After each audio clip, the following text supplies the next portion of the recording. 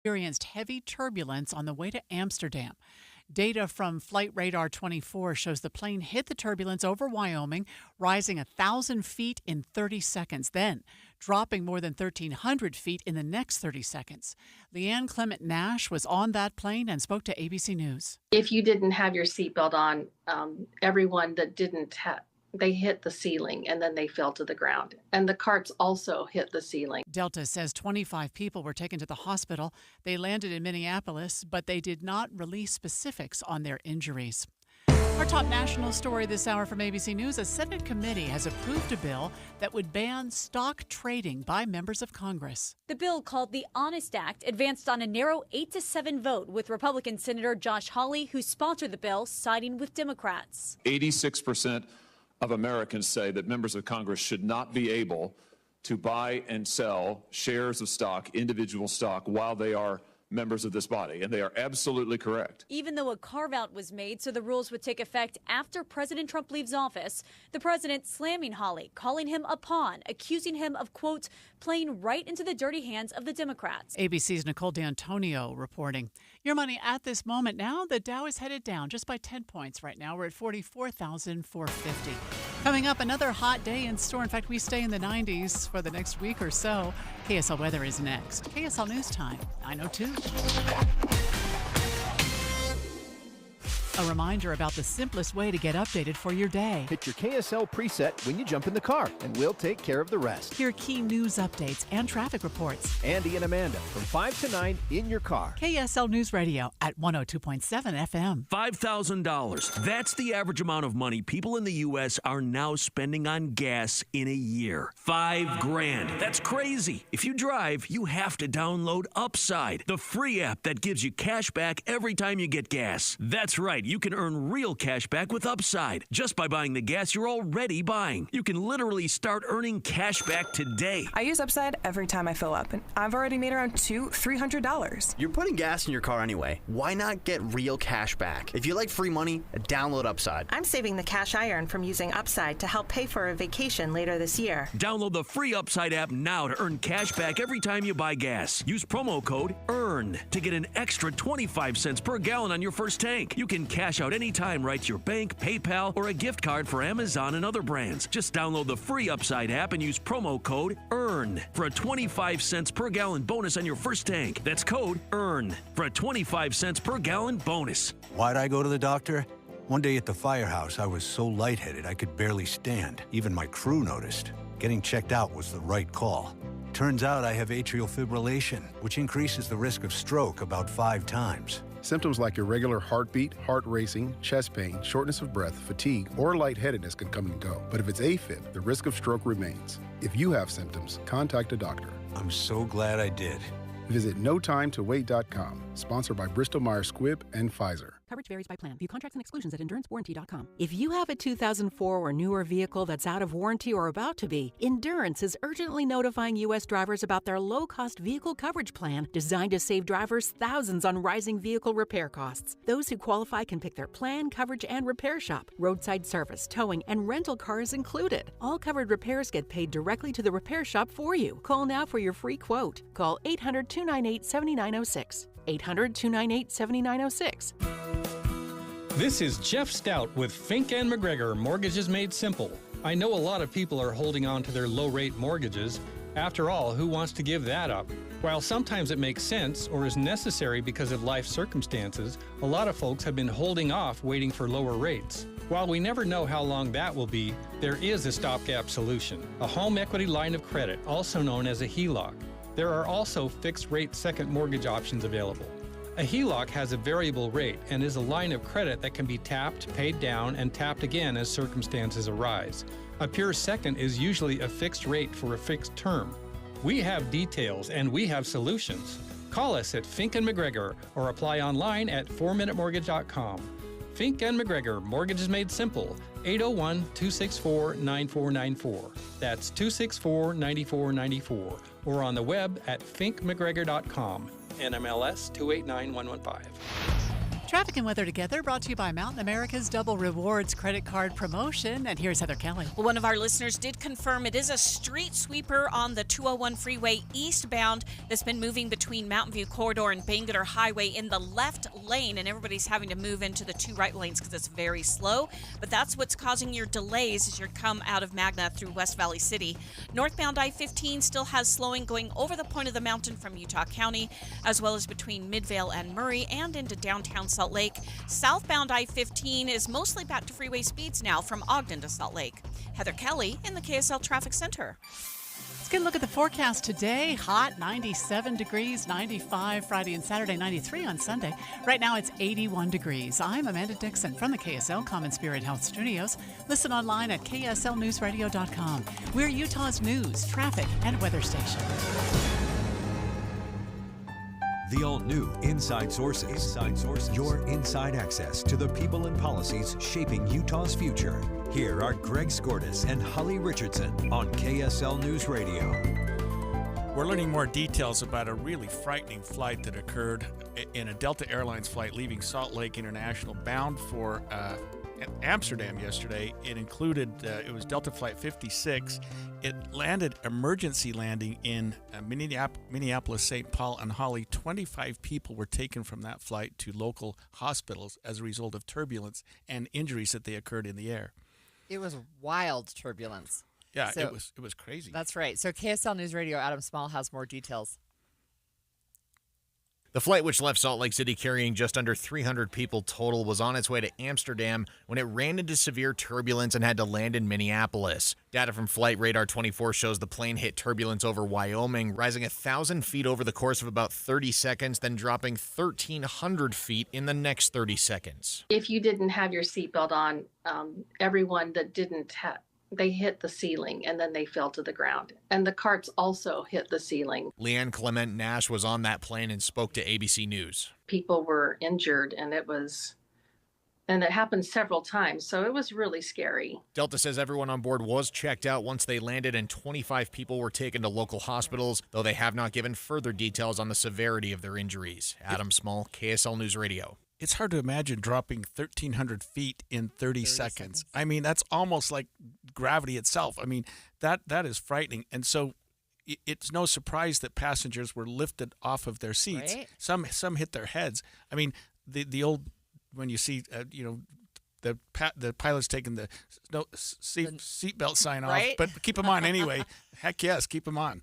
So one of the things that struck me is the beverage carts hitting the ceiling. Like, can you imagine how scary that was? Holy cow. First of all, you're going to be covered in liquid if you're nearby. But I would be afraid of that cart coming down and landing on a passenger. So just really, really a lot of turbulence. This is not normal turbulence. No, right? It was extraordinary. So there were 300 passengers on the plane. 25 ended up in local hospitals. And we don't know from Delta yet or from other individuals who were there what the severity of their injuries were. But the fact that they were taken to hospitals makes you think it was more than just a bump on the head. And what happened with the flight after that, we don't know either. But these were a group of people that were all having the time of their lives, well, really going to Amsterdam, thinking this is going to be a great trip. And all of a sudden, boom. Right. I mean, I've been on planes with turbulence, and I get nauseous. I mean, a couple feet up and down. So it bumps up 1,000 feet in 30 seconds and then drops 1,300 feet in 30 seconds. Yeah, that's a roller coaster ride. Yeah, you wonder in this day and age, because pilots often, it seems to be hey, we're going to take a detour here because we've got turbulence ahead. This must have just been a complete surprise. Well, and there are ways to anticipate turbulence, but yeah, KSL News Radio's Randall Jepson continues our team coverage with a look at what could have caused this. Some are asking if the pilots knew they were about to hit a pocket of turbulence. But aviation expert Kyle Bailey went on Fox News Channel a short time ago saying sometimes you hit what they call clear air turbulence. This sounds like clear air turbulence, which is unexpected. And the reason I'm saying that is because if they were maneuvering around thunderstorms or big cumulus clouds that cause regular turbulence, everybody would be in their seat with the seatbelt on. The fact that there were so many injuries leads me to believe this was unexpected, possibly clear air turbulence. We will be sure to pass along any updates as soon as we get them, both on the air and on our website, KSLNewsRadio.com. Randall Jepson, KSL News Radio. You have to imagine what sort of engineering goes into these aircraft that they can withstand that. Imagine the pressure on the wings. Imagine what that did to the aircraft itself, and yet it still landed safely. Yeah. I mean, there was no pilot error or anything here, right? No, this it doesn't is something seem to be. where the pilot was able to, of course, right, control the aircraft after it plummeted 1,300 feet. But one of the things, I have a brother who's a pilot professionally, and he says, right, that these unexpected things, that's what they prepare for, right? So they know how to prepare for turbulence when you rise up through the clouds and it's a thunderstorm, right? And they just talked about that. It's one of those things where they will tell you, sit down, we're encountering turbulence, there's expected to be turbulence. But if you remember from when you're on an airplane, they will say to you, please keep your seatbelt fastened while you're in your seats, even if the seatbelt sign is off. This is why. Right, yes. And actually, we heard from one of the passengers. This is Adam Nash talking to ABC News. A gentleman 2 seats down from me, he had a gashed wound in the top of his head, and he was bleeding rather profusely. I ended up going to the hospital after the plane successfully landed to go and have it checked out to see about cracked ribs. Oh, my word. That sounds painful. Cracked ribs. 25 people hauled off to in ambulances to local hospitals. Yeah. Out of 300, you'd think that's not a significant amount, but it's one person in a hospital is a significant amount when you consider the safety in airlines that we have today. Right. My question, and I don't think there's an answer to this yet, is what happens for the people who didn't feel like they had to go to the hospital? Did they get on another plane, and are they in Amsterdam, or did they turn around and come home? Like, what are they doing? Yeah, I would assume Delta figured some way to take care of them and get them on their way. Maybe all 300 of them did. Who knows how badly they were hurt? We'll know more about that in the future. But this just talks about airline safety today, and we every once in a while, every year, or even a couple of months, if you consider internationally, we hear about an aircraft that crashes or people that are killed, and the injuries are significant. But they build aircraft today with such precision and so much, and they have the engineering on these things is just so remarkable that it can, when it's traveling 500 or 600 miles an hour, hits turbulence of that nature, goes up and down, up 1,000, down 1,300 feet in a minute, 30 seconds up, 30 seconds down, and then land safely. I mean, the engineering, I'm just thinking about the engineering of it all is just remarkable. And obviously there's people involved too, people that were hurt. We don't know of any of the staff was the crew, pilot and crew. I imagine that they were. I don't know if the pilot, they were strapped in, but if the beverage carts were hitting the ceiling, somebody was pushing those. Somebody was. Oh yeah, that's just awful. Right? Yeah. What would you do if you were in a situation like that and you went to the hospital? Would you want to continue your trip? I guess it would sort of depend on what's going on. Yeah, I guess it would depend. So my answer off the top of my head would be, yeah, I'm as soon as I can get back on a plane, because wherever I was going, there was something important for me to be there. Oh, and Amsterdam would be a cool place to go. I didn't realize we had a nonstop from Salt Lake to Amsterdam. So actually, Salt Lake has become a hub to a number of places. It's really fun when you can do a nonstop international flight. Actually, they can be a little long, but it's really great to get on and then be able to get off at your destination. This was an aircraft. It's an Airbus A330-900. Left Salt Lake City Airport about 4:35 p.m. Landed safely in Minneapolis at 7:45 p.m. That was Central Time. So even though the difference was 3 hours, it was really a little bit different than that. But I guess it would be 2 hours. Anyway, 2 hours into probably a 10-hour flight, you're stopping in Minneapolis. I'm sure that they didn't just take that same plane up. I'm sure somebody's going to do some examination of that to see how bad it is. I actually don't know the answer to that question. So anyway, that's a story we've been following all morning and wondering. We don't know for sure if there were Utahns on that flight, but I anticipate that there were. It left Salt Lake City, so I'm pretty sure that there were people on that flight who out of live 300, here in Utah. Probably, the majority of them. Yep. Okay. All right. So when we come back, I want to talk to you about something that most people in America agree on. In fact, It's so high, it's probably one of the things that people agree on the very most in the United States, and that is banning stock trading for people in Congress. It's like over 80%, 86% of Americans agree on this. But now, suddenly, it's controversial. We'll talk about that when we come back. Listen to KSL for the new and traditional content you've always loved.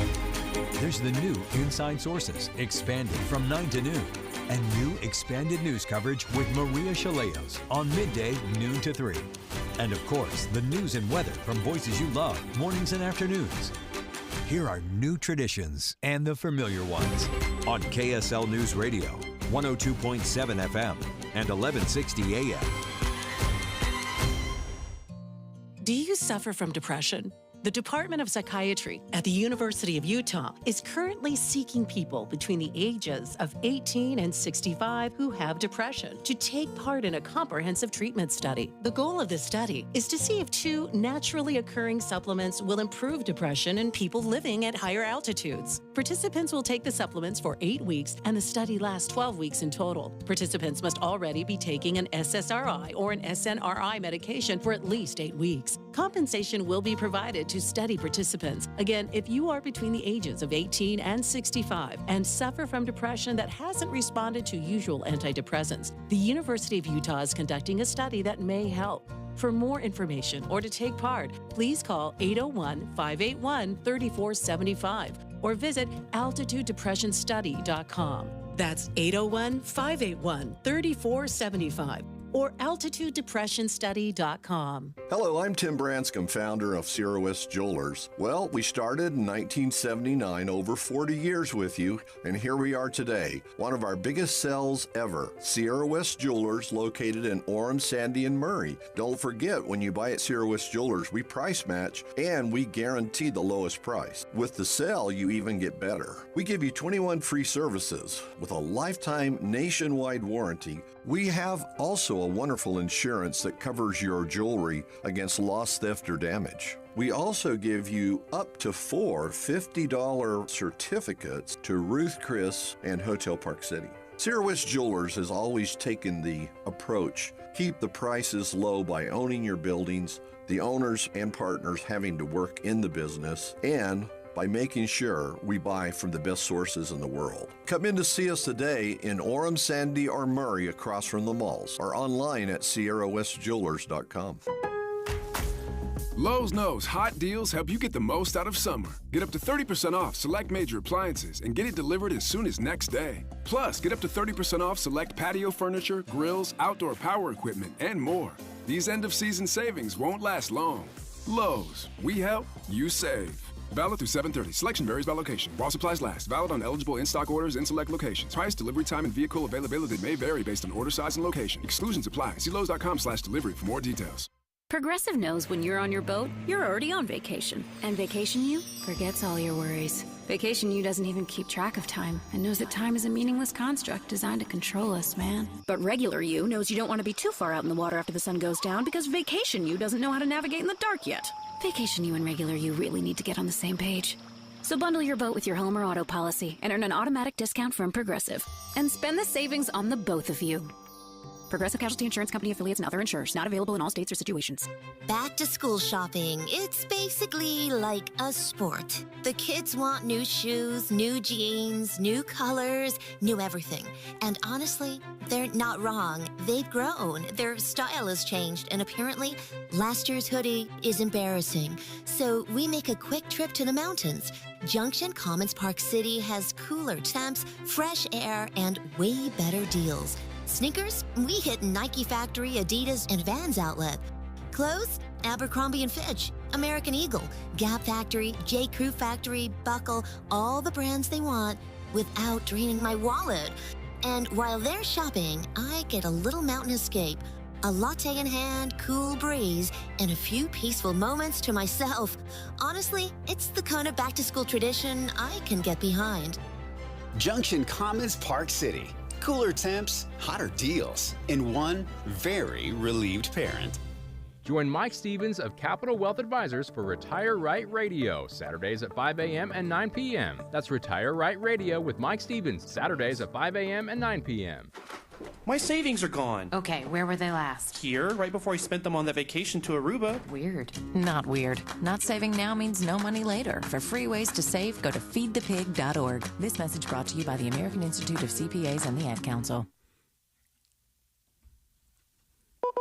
The new Inside Sources.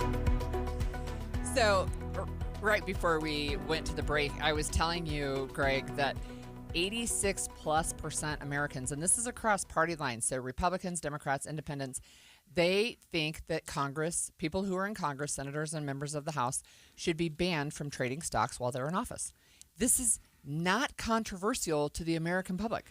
No, it's not. And it's something that I think people understand very clearly, because what we want to be really careful of when we deal with trading and purchasing stock is what we call insider information. Remember Martha Stewart? That is right. She actually went to prison for it. You can't buy and sell stock based on information that's not available to the general public, that you have because of a position you're in. Right. That's against the law. It's a felony. It's a very serious offense.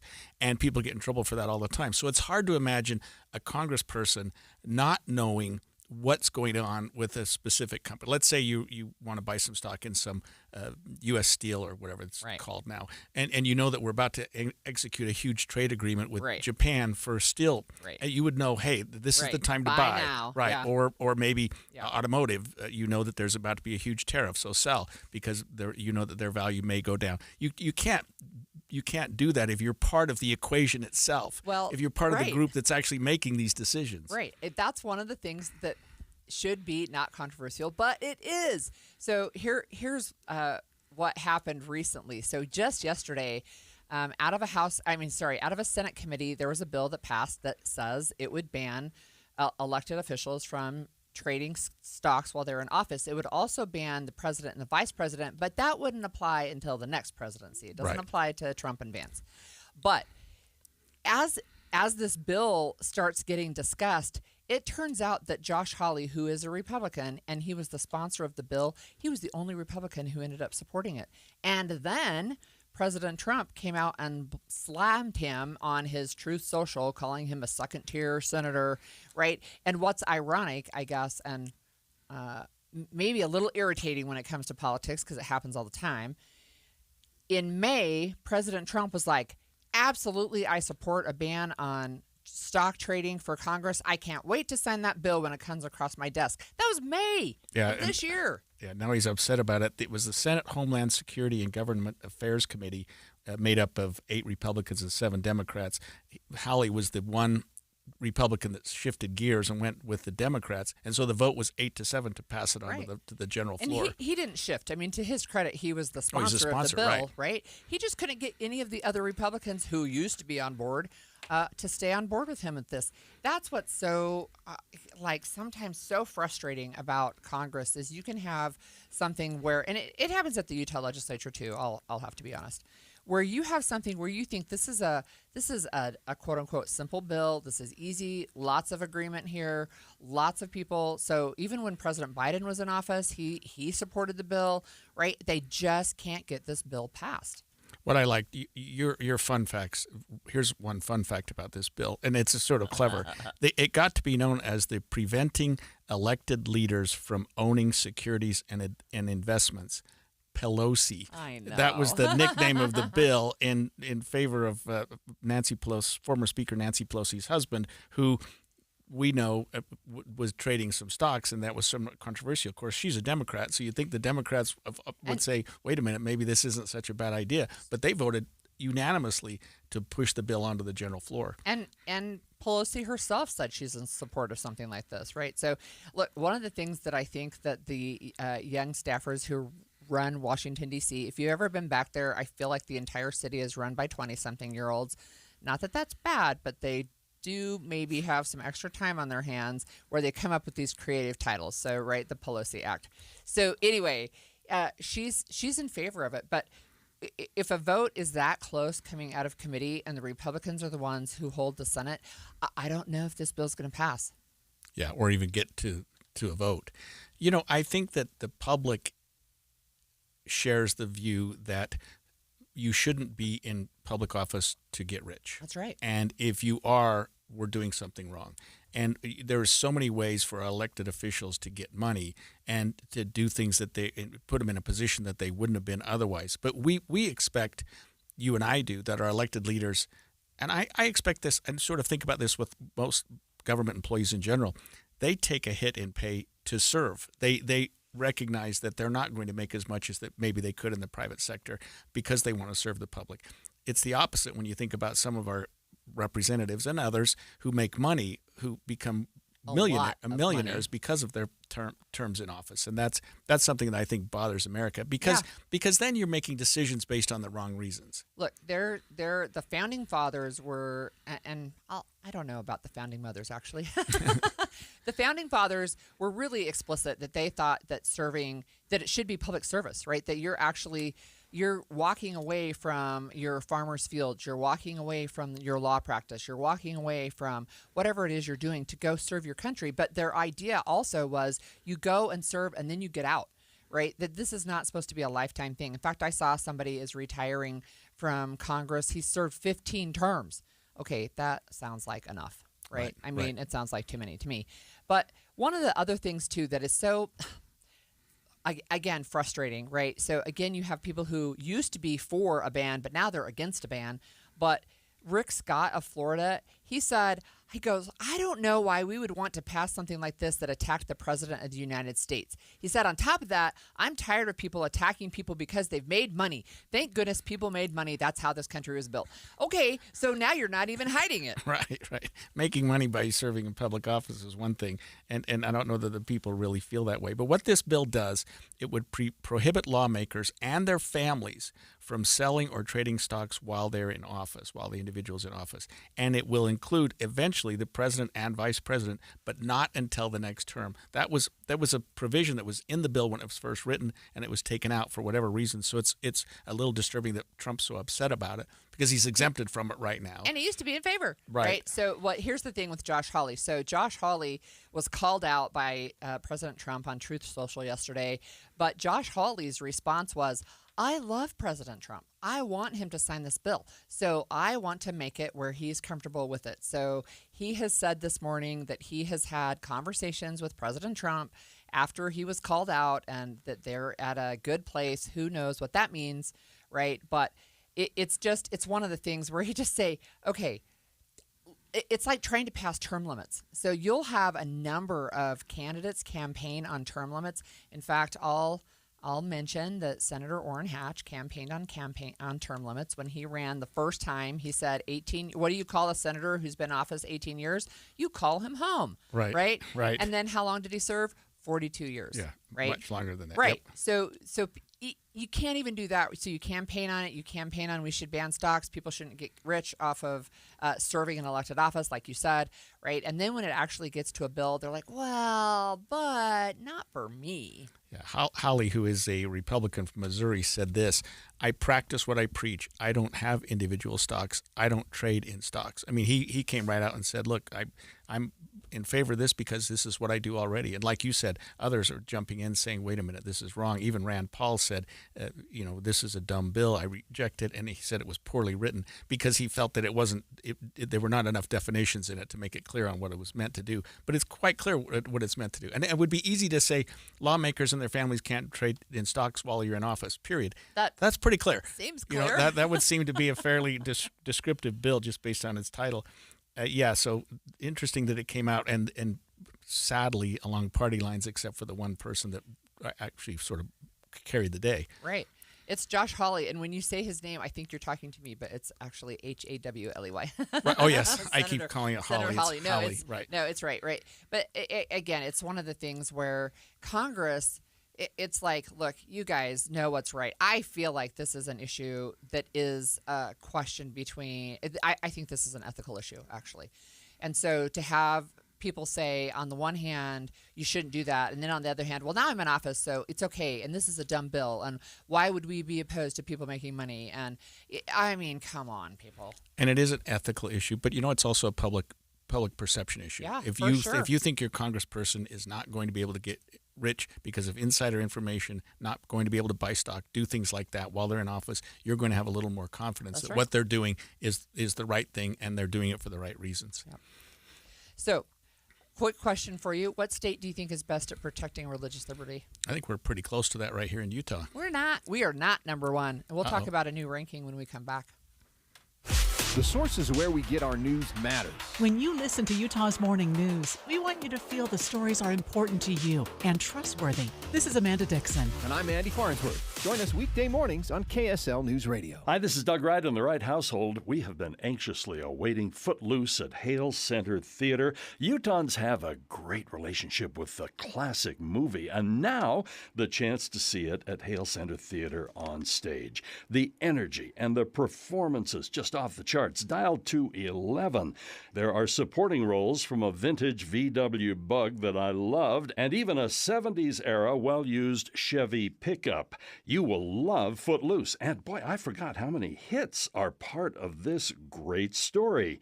The live element, too, to the music is something that I always love. And by the way, when Ariel's dad, the good Reverend Moore, comes around on the dance, it is perfect. Footloose. It's underway right now, Hale Center Theater. And don't forget, still to come, Murder of the 1940s Sister Act Frozen. And be sure to go to hct.org not only to get your tickets to Footloose, but look at the 2026 season 2. It's 9:30 at KSL. I'm Amanda Dixon. KSL's top story this hour. The Monroe fire continues to grow, leading to more evacuations and power outages across Sevier County. KSL News Radio's Alexandria Bonilla reports. Incident managers say it's hard to keep up and stick to a plan when the fire is so unpredictable. Groups actually had to pull back after high winds and low humidity helped it grow. They said it's not normal fire behavior, and right now they just want to protect as many buildings as possible. Lieutenant Governor Deidre Henderson also attended the meeting. This one is bad, and it's a worry. And as we've been watching, we've been, like I said, it's a roller coaster. We feel a little bit better one day, and then the next day we become alarmed. Residents in Burrville and Monroe Canyon are now being asked to evacuate. Alexandria Bonilla, KSL News Radio. Our top national story this hour from ABC News, the presidential fitness test is making a comeback. American public school students from the 1960s to 2012 probably remember doing the presidential fitness test in gym class. It included push-ups or pull-ups, sit-ups, a mile run, and a sit and reach, which sounds just like its name. Sit on the ground and reach for your toes. President Obama replaced it with an assessment that was more focused on personal health. But today, President Trump will sign an executive order bringing the fitness test back to public schools. He'll also reestablish the President's Council on Sports, Fitness, and Nutrition, which will partner with professional athletes and sports organizations. Karen Travers, ABC News, the White House. Your money at this moment. The Dow is down 75 points. We're at 44,386. Coming up, we've got another hot day in store with highs in the upper 90s. KSL weather is next. KSL News Time, 9:32. A couple years ago, I was in the bathroom at the airport when I dropped my smartphone in the toilet. Not smart. I was multitasking when I should have been focused on the job at hand. Embarrassing, but I'm not alone. According to Google, 7 million other multitaskers accidentally dropped their phones into the bowl last year. A gentle reminder that right now you can get yourself a brand new Samsung Galaxy A36 absolutely free with a $35 plan from Pure Talk.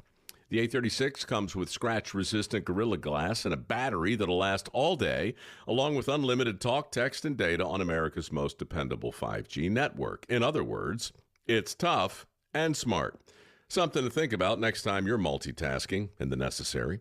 Just dial pound 250, say keyword Mike Rowe to get your free phone today. You can make the switch in just 10 minutes. That's pound 250. Say Mike Rowe to switch to a no-nonsense smartphone and a company that actually stands for something.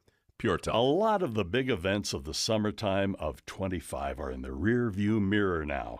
We're approaching August. It is time to get the kids ready to go back to school, squeak in that last vacation, and Ruth's Chris Steakhouse would like to help. With their 2 locations, you can drop by for the meal of the year. It waits for you at 275 South on West Temple. All kinds of things to do right now in downtown Salt Lake City. And if you're going up for that big hike or just a shopping experience in the Park City area, there's Ruth's Chris Steakhouse right there at Hotel Park City. There's no need to go out and fire up the grill, go and buy the steaks and then all the side dishes and desserts. Then you have to worry about cooking that steak just right. I mean, after all, we know how expensive steaks are right now. It has to be cooked to perfection. The side dishes, everything else. And then there's the cleanup. Let Ruth's Chris Steakhouse take care of that for you. Wrap up your great summertime with an experience at Ruth's Chris Steakhouse. Traffic and weather together, brought to you by Mountain America's Double Rewards credit card promotion. And here's Heather Kelly. Well, UHP is conducting a slowdown right now, southbound I-15 going through downtown Salt Lake City. Looks like police are just approaching the 201 freeway interchange in I-80. That's the Spaghetti Bowl. There must be a crash further south. There may be debris that they're picking up. I haven't seen it yet on camera, the actual crash or debris. But basically, you've just got this wall of traffic moving from about 400 south down to 2100 south at the moment. Otherwise, you're going to have a pretty good drive on the rest of the roadways. Most of our delays have cleared out northbound I-15 coming out of Utah County, as well as in Tooele County on SR 36. Save hundreds to thousands of dollars on Bernina machines with free gifts, plus a limited time offer of 2.99% 60 months financing at Dave's Bernina in Provo and St. George. Heather Kelly in the KSL Traffic Center. Sunny today with some light winds. Tomorrow, much of the same. Expect highs in the 90s. Right now, it's sunny and 82 degrees. I'm Amanda Dixon from the KSL Common Spirit Health Studios. Listen online at kslnewsradio.com. We're Utah's news, traffic, and weather station. The all-new Inside Sources. Your inside access to the people and policies shaping Utah's future. Here are Greg Skordas and Holly Richardson on KSL News Radio. So, Greg, right before we went to break, I asked you who you thought would be the state that's the best at protecting religious liberty. You said Utah. That's what I thought. But we are not number one when it comes to this new ranking and this new report that just came out. Yeah, in fact, Florida's number one. And this is a report that came out from the First Liberty Institute Center for Religion, Culture, and Democracy. Florida moved up from number 6 to number 1. Montana, Illinois followed in second and third place, while Utah ended up 9th. Not bad, still pretty good. West Virginia is at the bottom. And so what this focused on, we're going to have a guest here in just a minute, is what the individual states' own laws do over and above what the federal law already protects, such as the First Amendment and other federal restrictions on restricting religious liberties. Right. What does your state do? What does your state laws do? And they looked at all 50 states and decided which ones are the most protective, and the number one was Florida. Interesting. So we're joined this morning by staff writer Maria Manzos from the Deseret News to talk to us about this. She wrote the article that we're looking at today. Maria, thank you for joining us this morning. Thanks for having me. And what can you tell our listeners about this study? Just kind of set the stage. Yeah, so the study is it's actually in the fourth year, So as you mentioned, it looked at 50 states, and it looked at sort of the state laws and provisions that each state has, and how well they defend religious liberty. And it basically ranked each state, and so the analysis was based on 47 legal provisions and that were grouped into 20 broader categories, or they call them safeguards, like, absentee voting accommodations, immunization exemptions, to religious conscience protections in healthcare. And it's interesting. This report is, it gives you a good look of the sort of legal landscape on the state level, but also it's also an advocacy tool for states and for lawmakers to kind of look at it and kind of see, what does our state have and what does it not have, and what do we need to do to improve our religious liberty protections. So I have a question for you, Maria, and this is one of the things that stood out to me, and you just mentioned it. Absentee voting accommodations. I have never thought of that in a religious liberty context. Can you tell me how they ranked that? Let's see. Well, yeah, it's hard to even think of how that is a religious liberty accommodation. It makes sense, I guess, in some respects, but that's one of the many groups that you talked about: absentee voter accommodations, immunization exemptions, those type of things. That one I get. Yeah, okay, that makes sense. Yeah, so because that's often if you're based a on parent and you say, and I know this is in Utah for sure, you can get an exemption. You can get it for personal belief, but you can also get it explicitly for a religious belief if you belong to a religion that specifically says we're not going to do or we don't support getting vaccinations. Right. Maria, so we have federal laws in place, and this, I think, as I introduced it, hopefully I'm right, deals with what the individual states each have. Is that correct? Yes. With so they respect to their specifically own laws? looked at sort of, there are, some federal laws, but they specifically wanted to see, look at what states, where states have a choice, what they can and can't do. Because that's where the states have the power to make a difference and make change. So that was their focus. And yeah. So your story says that Idaho moved up by 7 points, Arizona and Tennessee both by 6 and 5 points. Do you know what they did since, what is it, they do this annually since the last report? What did those states do that made a difference? Yeah, well, sometimes the states, so the states do pass new legislation, but sometimes the report adds new criteria, and it can turn out that the states already has or doesn't have that particular law or provision, and so some of this is they passed new things, and some of it is just kind of based on the new criteria that was added to the report. And this year, the report did add. It sort of expanded even more its criteria. So,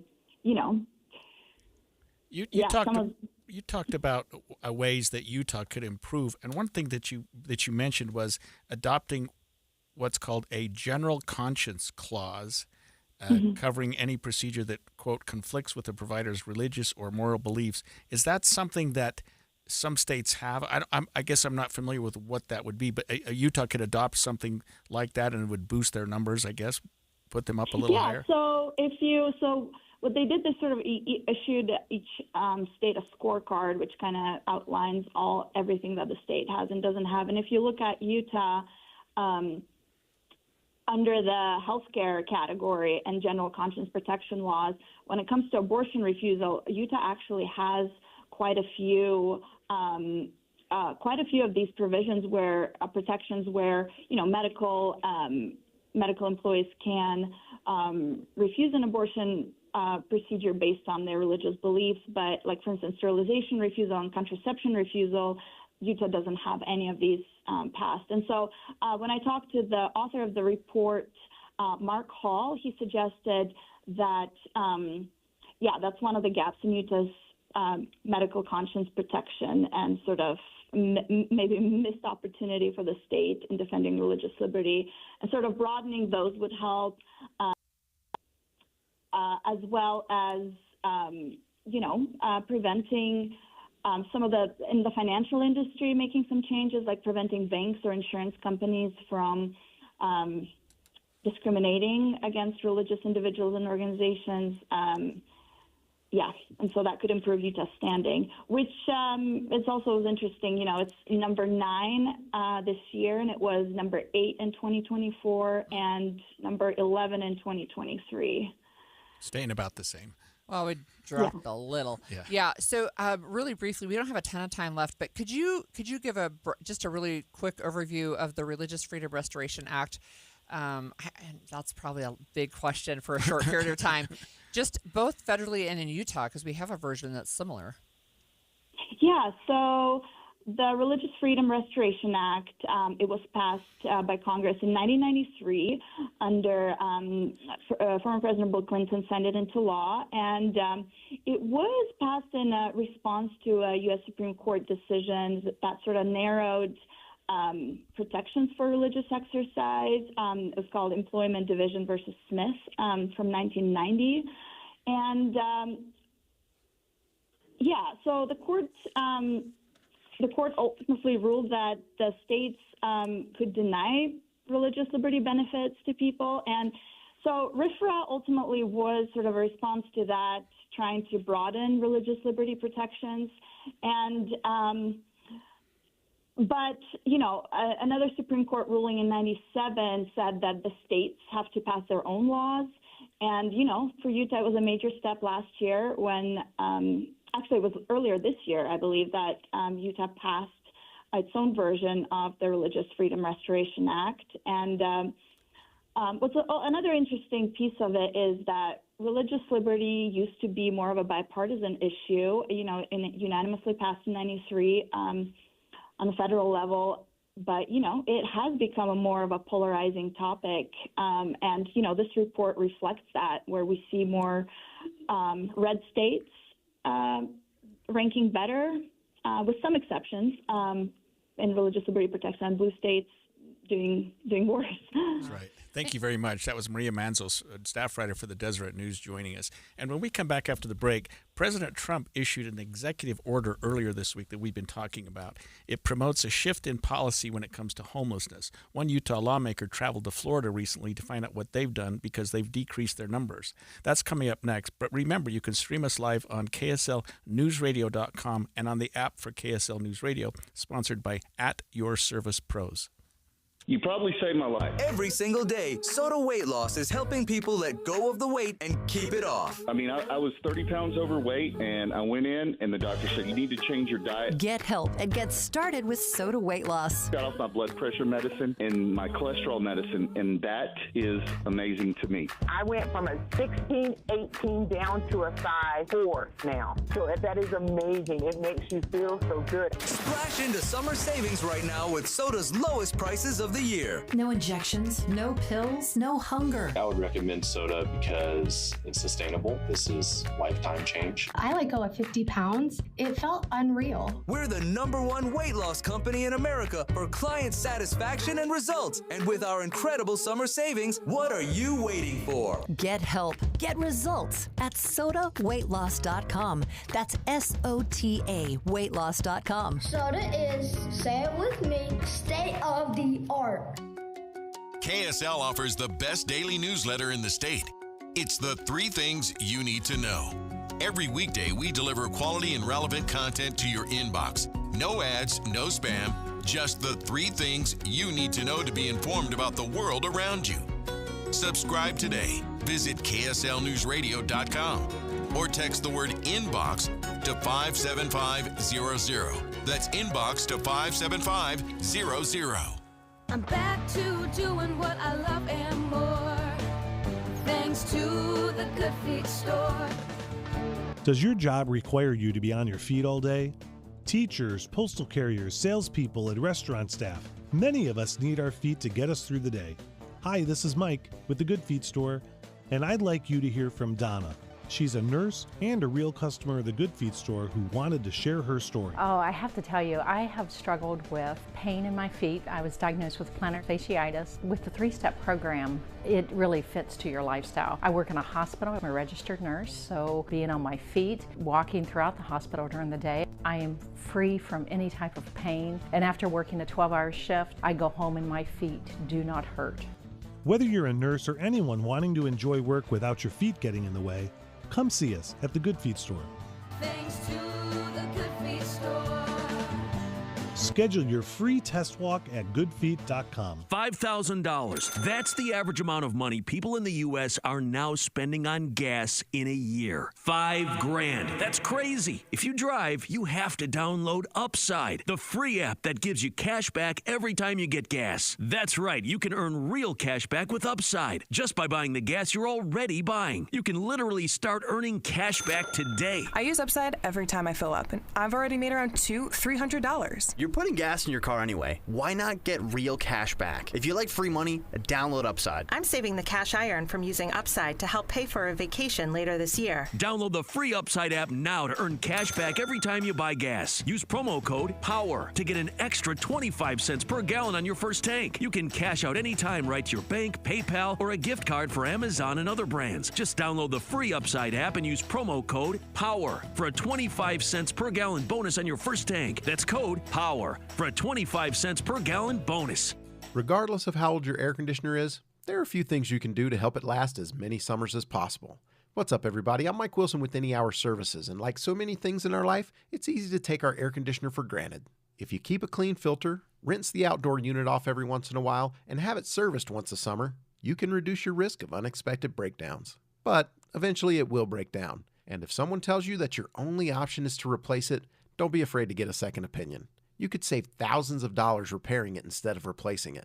Any Hour rarely comes across an air conditioner that just can't be repaired. That doesn't mean you won't choose to replace it anyway, but being told you don't have options, that's not cool. So if you want honest answers and straightforward options, give Any Hour Services a call.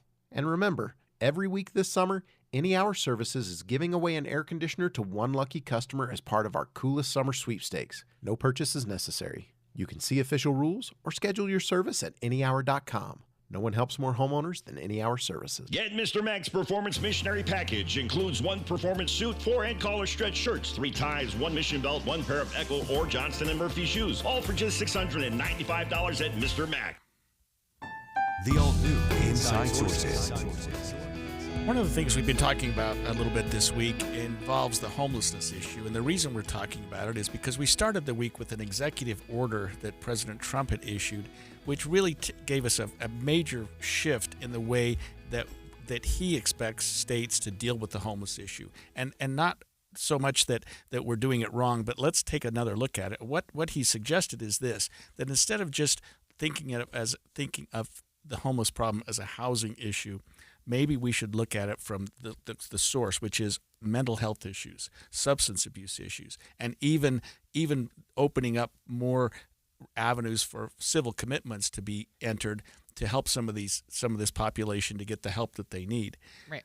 So one of the things you do when you look at something like this, when I was at a prosecutor's office, we would look at the drug issue and say, well, what are other states doing? What are other states doing with DUIs? Well, one other state seems to have a handle on this homeless issue, and that's Florida. They've actually seen numbers go down, and I think like the only other they're about state. the only jurisdiction that's seeing that. So it only makes sense that we would have one of our own legislators maybe taking a look at what they're doing there. Yeah, so I'll just say I found an article from governing.com that says in Miami-Dade, which is a county, that the number of people living on the streets has dropped to an 11-year low. And Senator Todd Weiler, who is a friend of both of ours and our show, went to visit and find out what Florida did, and he joins us on the line. Hey, welcome, Senator. Thanks for joining us. Hey, thanks so much. And I have to slightly correct you both.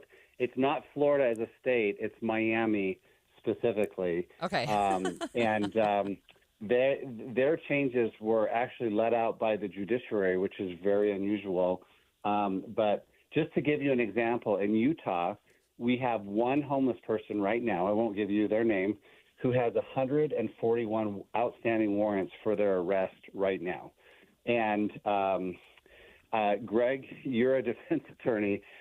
When we take someone, whether they're homeless or not, and we run them through the criminal justice system 60 times, 100 times, 150 times, we're not helping that person, but we're really annoying the judges and the defense attorneys and the prosecutors and the court clerks and everyone else. And that's something that we still do in Utah to a certain extent, but they have stopped doing in Miami. And they do quick diversions, and they get these people into treatment or into, a situation where maybe they're force medicated and other things. And so, I mentioned to you both yesterday that over the past 25 years, every major city except Miami has seen a dramatic increase in their homeless population. So a couple of years ago, Mayor Mendenhall and Mayor Jenny Wilson and I and about 20 other people from Salt Lake City, including, Wayne Niederhauser, our state homeless director, we went to Miami and we toured their facilities and we met with their judges and several other experts to kind of find out what they were doing differently. And it's a complicated answer, but I want to I wanted to share a couple of things that they did. So the number one game changer in Miami, and I don't know if either of you have taken a cruise out of Miami, but I have. They have literally tens of thousands of people every week flying in to get on cruise ships, and they almost always fly in the night before, so they, if their flight's delayed, they don't miss their cruise, and they go out to restaurants. So Miami imposed a 1% tax on restaurants that is all of that money goes directly into the homeless program. And so that steady stream of revenue has been, I think, the number one game changer there. And that's something we haven't done, and we don't have that same ability to do in Salt Lake because we don't have thousands of cruise ships departing from here. Number two, they moved their homeless shelter from right downtown to a little bit of outskirts. And I toured this homeless shelter, and it's kind of a compound. It's pretty cool. But one of the things that they do there is they issue everyone a picture ID, and it's a shelter ID, but they take their picture and they say, what name do you want on your ID? It doesn't have to be a name on a birth certificate. Most homeless people don't have a birth certificate. Many of them, if they had a driver's license, they've lost it years ago. And so if I say my name's Jimmy Carter, they'll give me an ID that says Jimmy Carter. So that they're not they'll give whatever name that they want. But they've been doing this now for almost 30 years, and those homeless shelter IDs are so universal that even the banks in Miami will use them to cash checks now. And a lot of the problems that homeless people have is they can't cash a check, they don't have ID for anything. But the beauty of this ID in Miami is they'll scan it every time they get a service, every time they get a meal, every time they enter and leave the shelter. And so they could look it up and they could say, oh, wow, Todd hasn't eaten here for 3 days. We need to go find Todd. And they have, that's my name, they have so few homeless people there that there's about less than 1,200. They said most of the police in Miami, they know the homeless people by name.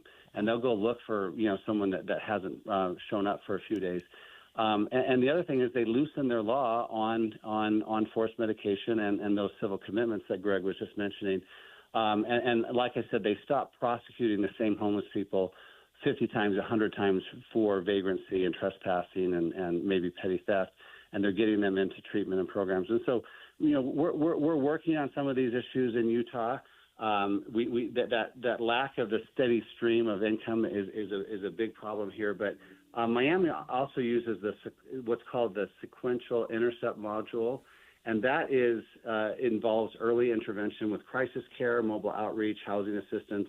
By the way, I heard you guys talking with Representative Clancy about how housing alone doesn't solve the problem. And if you have just a minute, I'll tell you, about 10 years ago in Salt Lake, or 15 years ago, we were just putting people into housing. And there's this one story I like to tell, and they put this guy into an apartment, and they kind of watched. And within a day or two, they noticed that he had put tinfoil over all of his windows. And so after a couple of days after that, they went to check on him, and they knocked on the door, and then they walked in. They noticed it wasn't just the windows. He had put tinfoil on all of his walls and the ceiling.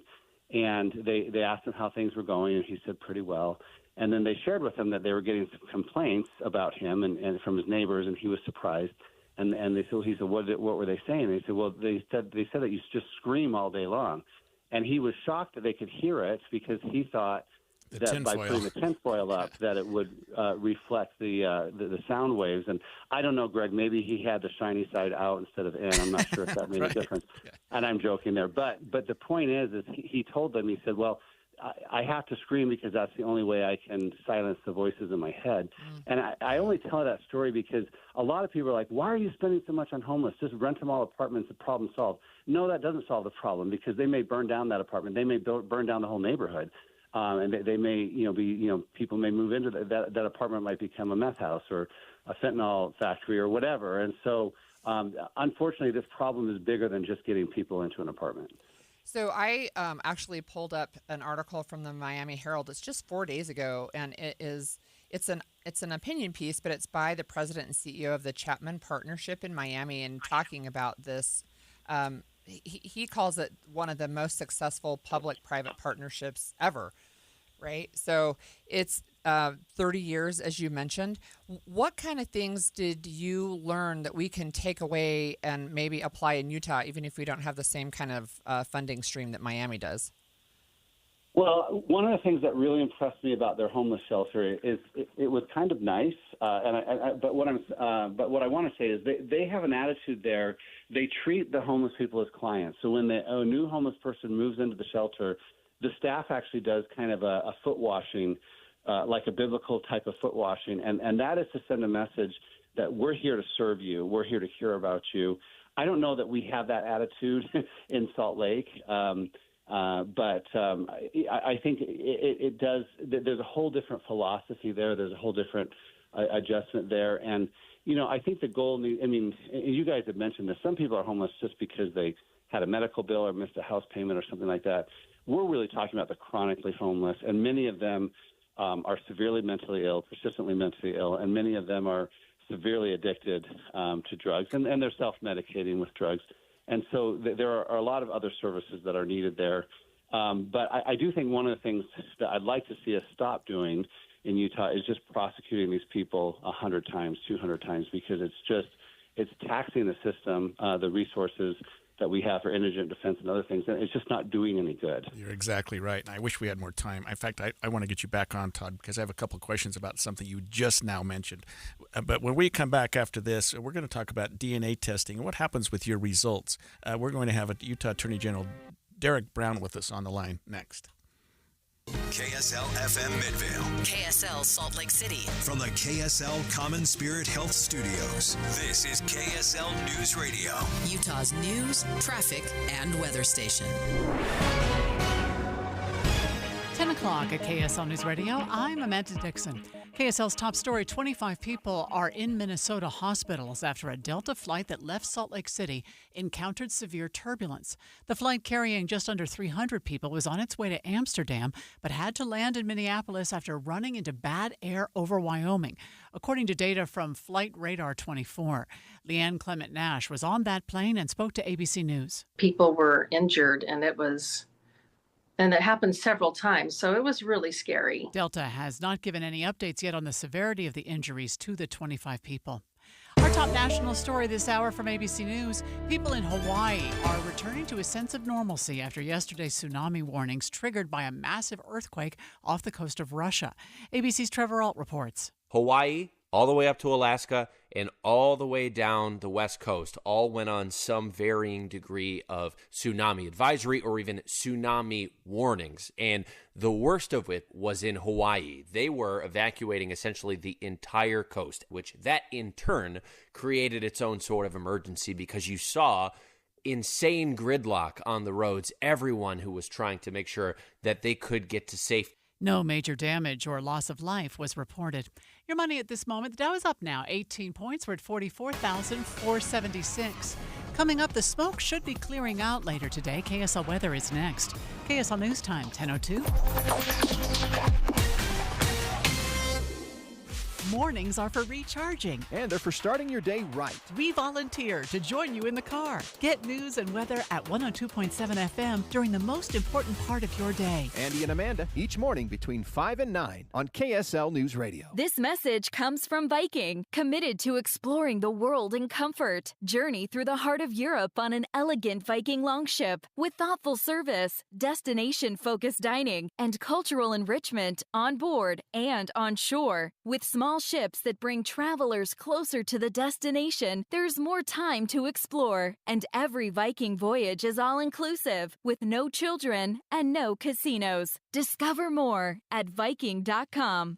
Hey, it's Ryan Reynolds here from Mint Mobile. Now, I was looking for fun ways to tell you that Mint's offer of unlimited premium wireless for $15 a month is back. So I thought it would be fun if we made $15 bills. But it turns out that's very illegal. So there goes my big idea for the commercial. Visit mintmobile.com/radio. Upfront payment of $45 for 3-month plan equivalent to $15 per month required. New customer offer for first 3 months only. Speed slow after 35 gigabytes if network's busy. Taxes and fees extra. See mintmobile.com. Don't let the wrong gear cost you that trophy animal. Upgrade your arsenal with premium brands at great prices during the Shields Hunting Sale event on now through August 3rd. From bows, crossbows, and archery accessories to camo from brands like First Light, Sitka, and Shields Outfitters, every piece of gear is hand-selected for serious hunters like you. Join the community of hunters who trust Shields Scheels experts to outfit their adventures and get more bang for your buck in-store or online now through August 3rd at Scheels. Hi, this is Doug Wright in the Wright household. We have been anxiously awaiting Footloose at Hale Center Theater. Utahns have a great relationship with the classic movie, and now the chance to see it at Hale Center Theater on stage. The energy and the performances just off the charts, dialed to 11.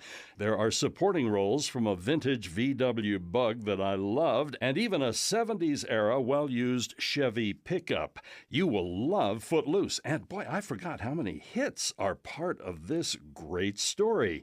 The live element, too, to the music is something that I always love. And by the way, when Ariel's dad, the good Reverend Moore, comes around on the dance, it is perfect. Footloose. It's underway right now, Hale Center Theater. And don't forget, still to come, Murder of the 1940s Sister Act Frozen. And be sure to go to hct.org not only to get your tickets to Footloose, but look at the 2026 season 2.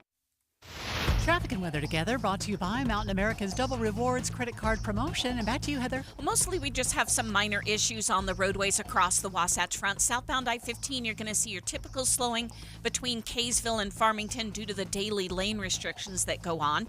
And if you're eastbound I-80 in Parley's Canyon, there is a fender bender just east of the chain-up area. That's over on the right shoulder, not causing any slowing. But if you're in Little Cottonwood Canyon, that is down to one lane total. So traffic is having to alternate. So you're going to see backups eastbound trying to get into the mouth of the canyon. And then if you're going westbound trying to get out of the canyon, your delays will stack up around Wasatch Resort Road as you travel about a mile through that one lane as they alternate traffic. Common Spirit hospitals, clinics, and caregivers all connected to advanced healthcare in Colorado, Kansas, and Utah. Healthcare with human kindness is here. Hello, human kindness. Heather Kelly in the KSL Traffic Center. We should see a high today in Salt Lake City of 97 degrees. We'll have some wind, but that wind should help push out some of the smoke that settled into the northern valleys. Right now it's 84 degrees. I'm Amanda Dixon from the KSL Common Spirit Health Studios. Listen online at kslnewsradio.com. We're Utah's news, traffic, and weather station. The all-new Inside Sources. Inside Sources. Your inside access to the people and policies shaping Utah's future. Here are Greg Skordas and Holly Richardson on KSL News Radio. As more and more of us sign up for our DNA and genetic testing, of course, that information becomes out there in the public sector. And what happens to that information, let's say, if the business goes belly up? Well, that's exactly what happened with 23andMe. That company filed for bankruptcy some time ago, and a judge approved the filing. The company was then on the selling block, and people were looking to buy it. The Utah Attorney General's office and a couple of groups were really concerned about one potential buyer that were concerned about transferring this public information without consent. That changed a little bit, but another group bought it, and of course we have somebody that knows a lot more about this than me that we'll get to in just a second. But there's still some concerns about what we can do, and I'm one of their customers. I think I'm pretty sure I did genetic testing with somebody. I think it was 23andMe. What happens to that information now? Right. And, you know, one of the things that's fascinating to me, and I don't know if our guest will touch on this at all, but it's super fascinating to me that cold cases are being solved by information found on some of these genealogy genetic testing websites. That's a side note, but super interesting. So our guest is actually Utah Attorney General Derek Brown. Welcome, General Brown. Thanks for joining us. Hey, thank you. Appreciate it, Holly and Greg. Appreciate being on. Hey, can you tell us, from your office's perspective, what do customers need to know to protect their information now that it looks like a sale has gone through?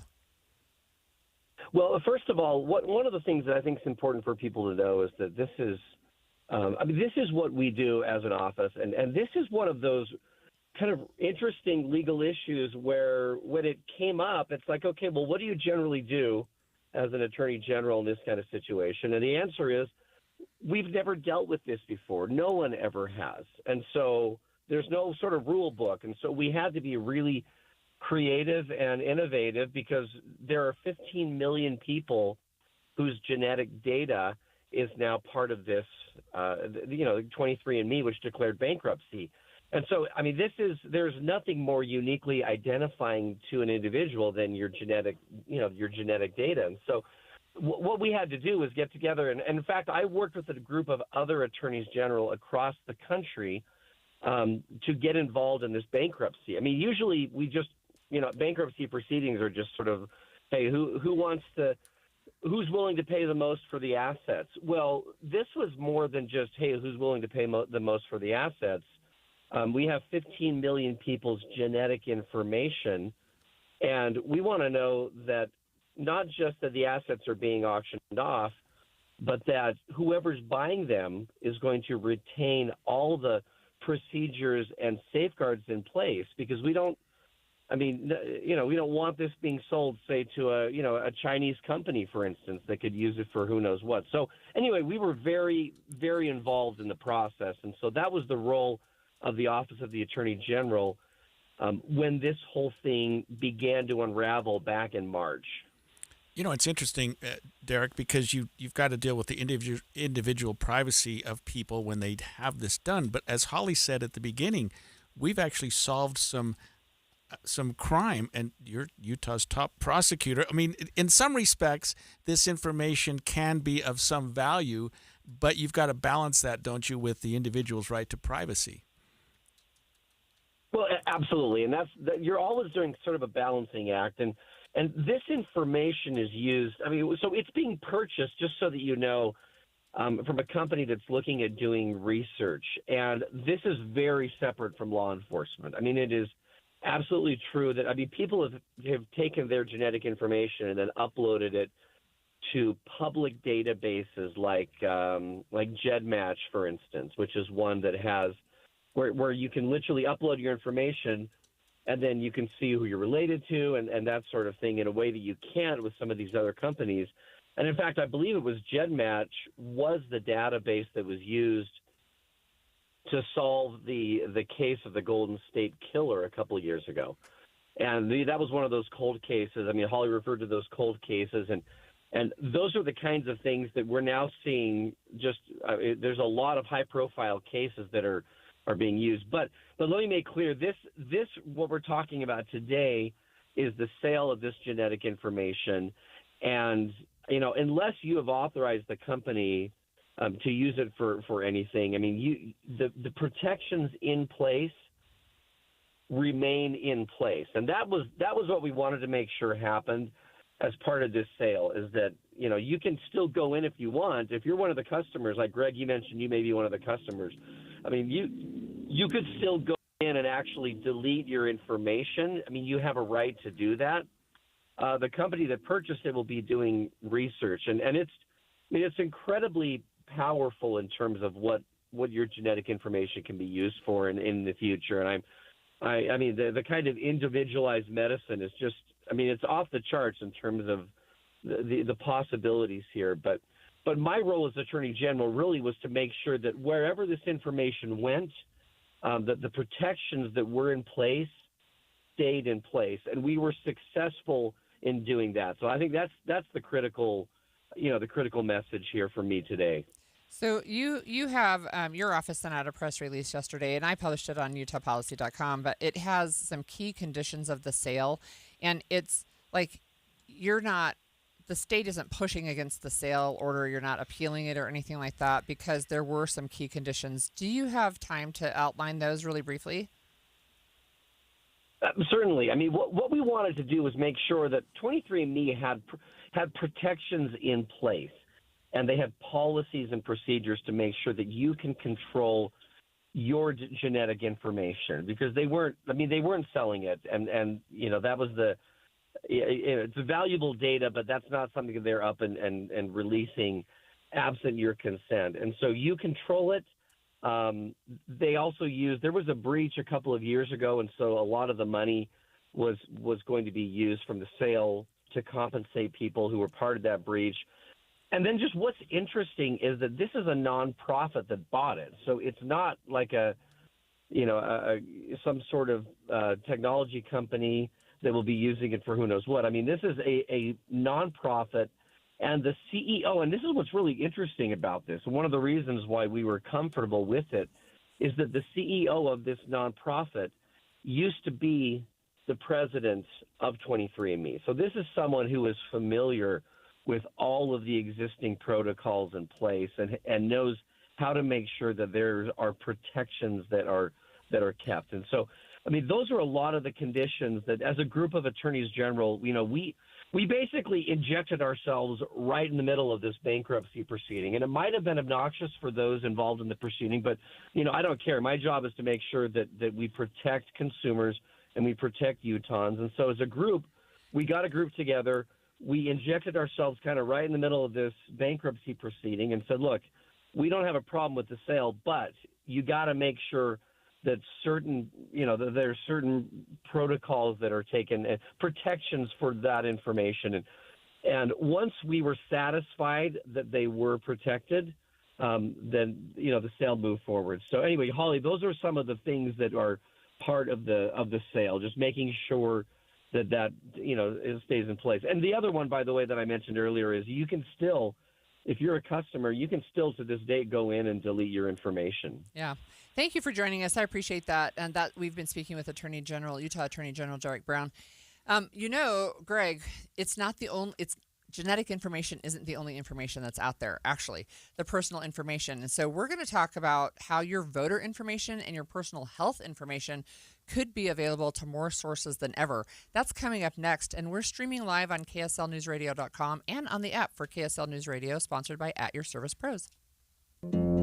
Behind the curtain of Utah and Washington politics. It seems like the federal government is now saying to the states, you have much more control of your destiny. And expanded inside sources. And so our legislature is trying to figure out what their boundaries are. Well, even like FEMA, right? Yes. Wildfire disasters. The all-new Inside Sources. If we have to pay for it all of ourselves, can we afford that as a state? Greg Skordas and Holly Richardson, now on 9 to noon on KSL News Radio.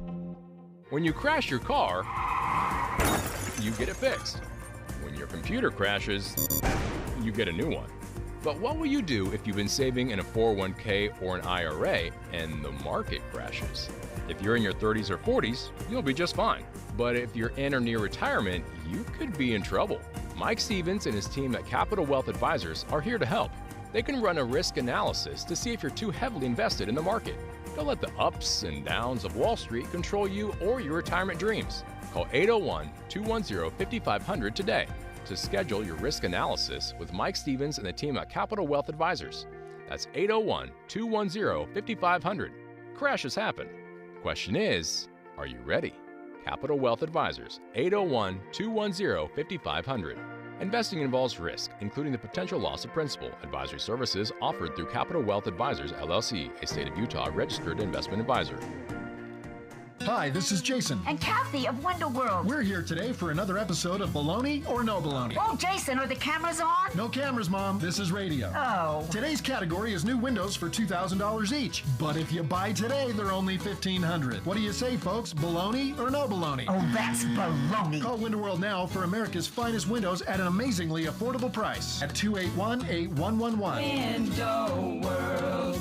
Simply the best. And as Doug always said, that's no baloney. Hi, I'm Jake Harward. I'm a farmer. Hey, who doesn't love fresh sweet corn in the summertime? We're passionate about growing our local non-GMO corn with the latest advanced water-saving corn growing methods. We pick and deliver it fresh daily to our Harward Farms green roadside stands, along with our now-in-season watermelon, cantaloupe, raspberries, and more. Check harwardfarms.com for our locations all over Utah and Salt Lake counties, as well as Mount Pleasant, Ephraim, Nephi, Delta, Tooele, and now open in Price. Fresh from our family's farm to your family's dinner table. Harward Farms. Change is always happening. Hey, it's a part of life. And when it comes to music, change is all around us. Songs are rewritten, classics are remixed, bands and artists come and go. Even our taste in music changes. But no matter how things change, in 5 years, there's one thing that'll stay the same: the price of your internet. Xfinity is introducing the 5-year price guarantee. It means you get 5 years of the most reliable Wi-Fi with their best equipment included for a price that stays exactly the same. Surprised? Life is full of them. One internet price, 5 years guaranteed. Learn more at xfinity.com/deals. deals. Restrictions apply. New residential customers only. Taxes and fees extra and subject to change. Most reliable Wi-Fi based on Open Signal Awards USA fixed broadband experience. Report August 2024. The Xfinity 5-year price guarantee. Go to xfinity.com/deals. Getting help with electrical repairs is easier than you think. All you have to do is call Any Hour Services or schedule an appointment at anyhourservices.com. No one helps more homeowners than Any Hour Services. Email from school about the incident today. Scary. Tell me about it. Did you have any idea that was going on? None. I mean, you saw Derek at the game last night too. Did you have a clue? No, but you know, teachers like me, parents, we don't always know as much as you guys do. Kids hear first about what's going on with other kids. Half the time, it's rumors. It can be hard to tell sometimes, but if you're ever concerned about a friend who's having trouble with alcohol, prescription drugs, bullying, violence, anything, you need to tell an adult. Mom or me, a teacher, coach, school counselor, someone you know and trust. Dad, no kid is gonna tell an adult about that kind of stuff. I get it, but if we don't know, we can't help. Speaking up about a problem, that's what helping a friend is all about. For more information, visit underagedrinking.samhsa.gov. The average text takes your eyes off the road for about 5 seconds. At highway speeds, that's enough time to travel the length of a football field. Stop texts, stopwrecks.org. Brought to you by the National Highway Traffic Safety Administration and the Ad Council. And expanded Inside Sources. So Utah is one of the latest states, most recent states, being asked to turn over their voter information to the Department of Justice. Yeah, the Lieutenant Governor's office has confirmed that it has received a letter from the Department of Justice seeking voter information. Right. So I don't know What how do you I do? feel about Right. that. Look, before we dive in a little bit more, I just want to say voter information, some of it is publicly available already. Some is protected, and you can protect it additionally if you want to as a voter in Utah. But when you are a candidate or working on a campaign, you have access to voter rolls. That's how you contact the voters. You can call them. If as long as they have a phone number that can be released, or you have an email, or you have an address. That is how the candidates contact people on the voter rolls. And so that is one thing. I think sometimes when I was running campaigns, my own and others, I would have people say, "How did you get my number?"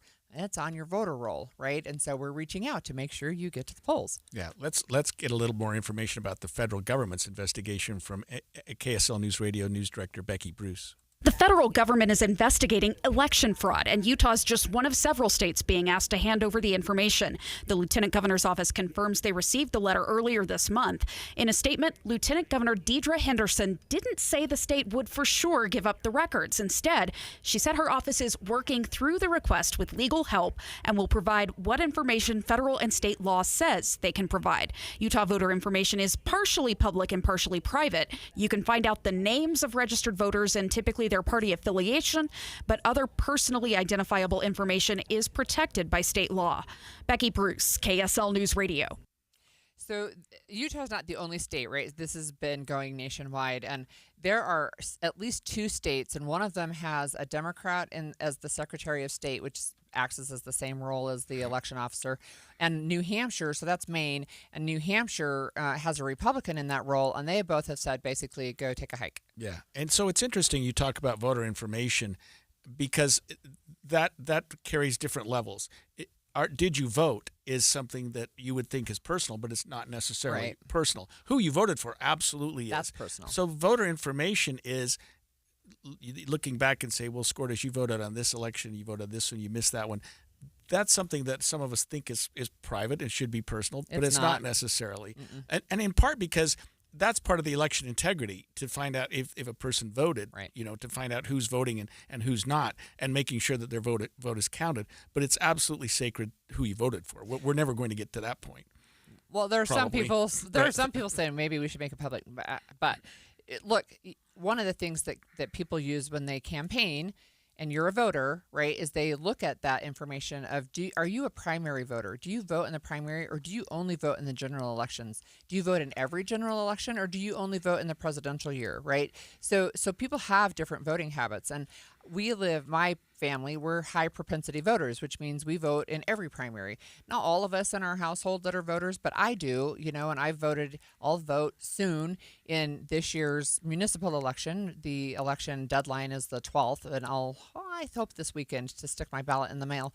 But that's information that is available to campaigns. Now, my question is, what is the federal government going to do to quote unquote track down election fraud from talk about a 30,000 foot level, right? I mean, you already have the state level, you have municipal, county, state, and now you're saying the federal government is somehow going to oversee election fraud. Yeah, and you wonder exactly what information they're seeking. Right. They're seeking information from the state, and of course, Utah, the lieutenant governor's position is do that. Some states call it a secretary of state, but it's the same role, election oversight.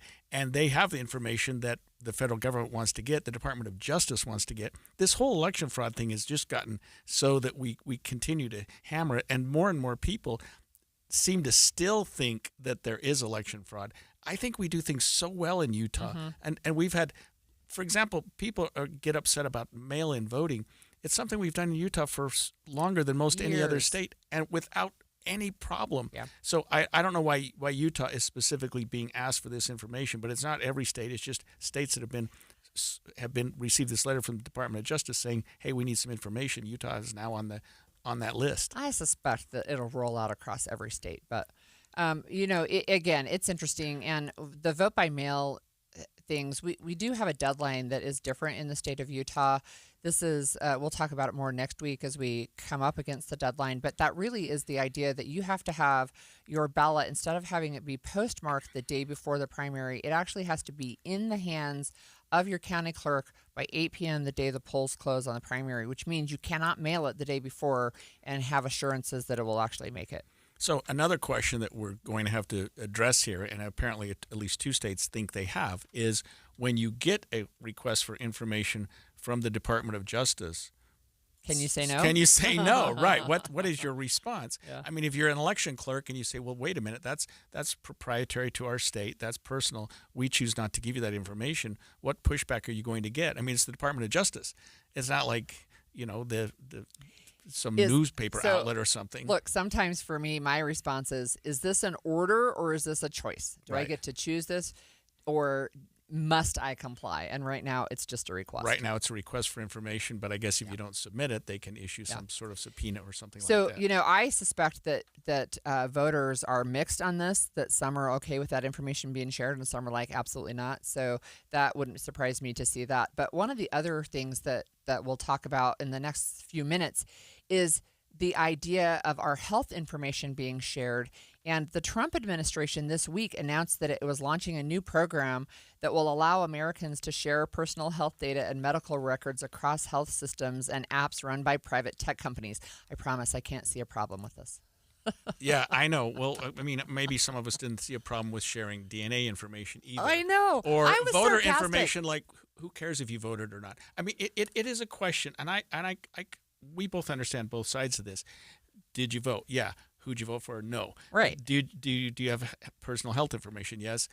Do we want to share it with certain people? You know what I mean? So no. I'll tell you how I share my personal health information. So my health insurance company and my doctor both have online forums where I have given them permission to share electronically. They can share my medical record with my next of kin. They can share, and I can choose, right? I can say, no, you can't share with anybody. I can make it time limited. I can give permission for them to share that information with other consulting doctors.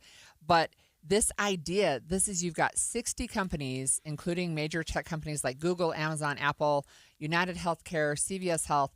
They've agreed to share patient data system in a private system so that you can, quote unquote, focus on diabetes, weight management, conversational, artificial intelligence, and digital tools like registering patients for check-in. That sounds good. Tracking medication use, right? I mean, some of that information, like, do you want to get letters in the mail? Do I want to get letters in the mail saying, hey, we know that you're getting to be a certain age, and I think you're overweight. So, Holly, you should lose weight. Right. On the other hand, we talked, what was it, a week or two ago about measles, and the question was, did you get vaccinated? It would be nice if I could find out. Well, you know what I mean? that information is available. Yeah, so it's got to be available, and hopefully that whoever I got that has that information. But when I go see my medical provider now, and they say, "When were you last vaccinated for this or that?" I don't know. When did you get your last flu shot? I don't know. But you would hope that there would be better the state has sharing a database. of information, a database, so that you can get that information. Yeah, so that information is available to your doctor, right? But the concern for me, and the other people have raised as well. In fact, I'm seeing this. A Georgetown University law professor says there are enormous ethical and legal concerns here, and patients across America should be very worried that their medical records are going to be used in ways that harm them and their families. There's been conversations before about genetic testing. For example, Huntington's disease, I think it's Huntington chorea disease, I think it's CHOREA. It's a genetic disease that has no symptoms when you're younger, but if you have the disease markers, you will get the disease, and it can be expensive to treat, right? There's no cure for it, basically, is what I'm saying. And insurance companies, one of the questions with genetic information, going back to our previous conversation with 23andMe, you can take that information and say, well, I don't want to insure you because I know that you're going to have this really problematic disease as you become an older adult, right? That type of worry is here with this, where you're saying 60 different companies could have access on a public database. Right, and there's always the risk of hacking by some group that gets that information, and who knows where it's going to end up. When we come back, AI is not just for the tech world anymore. It's in your home, it's in your job, and even your shopping cart. We'll break down the ways U.S. adults are really using artificial intelligence next.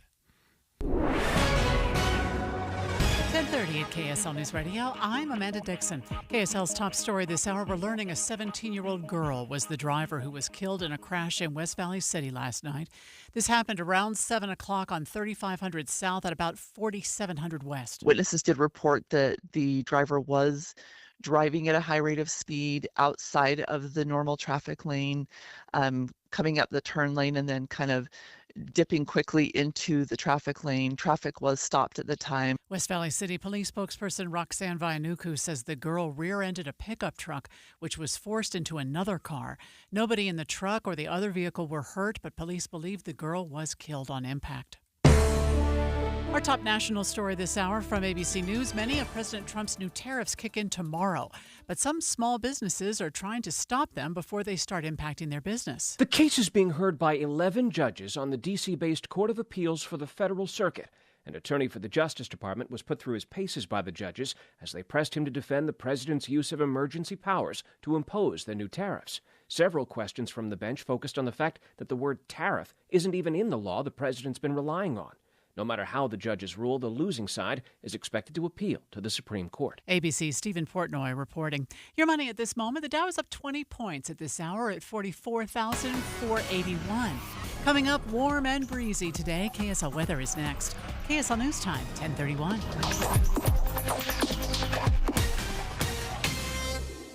A reminder about the simplest way to get updated for your day. Hit your KSL preset when you jump in the car, and we'll take care of the rest. Hear key news updates and traffic reports. Andy and Amanda from 5 to 9 in your car. KSL News Radio at 102.7 FM. You're listening to Leaf Filter Radio, and the guru of gutter protection himself, Chris Coonahan, is here to take your most pressing leaf-related questions. Hey, everybody, Chris here. I understand we have Ron on the line. Ron, where are you calling from? Uh-oh. Ron, are you calling from a ladder? Well, I was. I wanted to ask Chris what I need to do to get my gutters ready to have Leaf Filter installed. Oh, Ron, you don't have to do anything. A Leaf Filter Trusted Pro will come out and clean out your gutters, realign and seal your gutters, and install Leaf Filter, America's #1 gutter protection system. So I didn't need to get on this ladder? Ron, Leaf Filter Trusted Pros are in your neighborhood and ready to help. Just visit leaffilter.com/deal to schedule your free gutter inspection and get up to 30% off. Thank goodness. What was that site? That's leaffilter.com/deal for your free gutter inspection today. See representative for warranty details. Promotion is 20% off plus a 10% senior or military discount. One discount per household. You probably saved my life. Every single day, Soda Weight Loss is helping people let go of the weight and keep it off. I mean, I was 30 pounds overweight, and I went in, and the doctor said, you need to change your diet. Get help and get started with Soda Weight Loss. Got off my blood pressure medicine and my cholesterol medicine, and that is amazing to me. I went from a 16, 18 down to a size 4 now. So that is is amazing. It makes you feel so good. Splash into summer savings right now with Soda's lowest prices of the year. No injections, no pills, no hunger. I would recommend Soda because it's sustainable. This is lifetime change. I let go of 50 pounds. It felt unreal. We're the #1 weight loss company in America for client satisfaction and results. And with our incredible summer savings, what are you waiting for? Get help.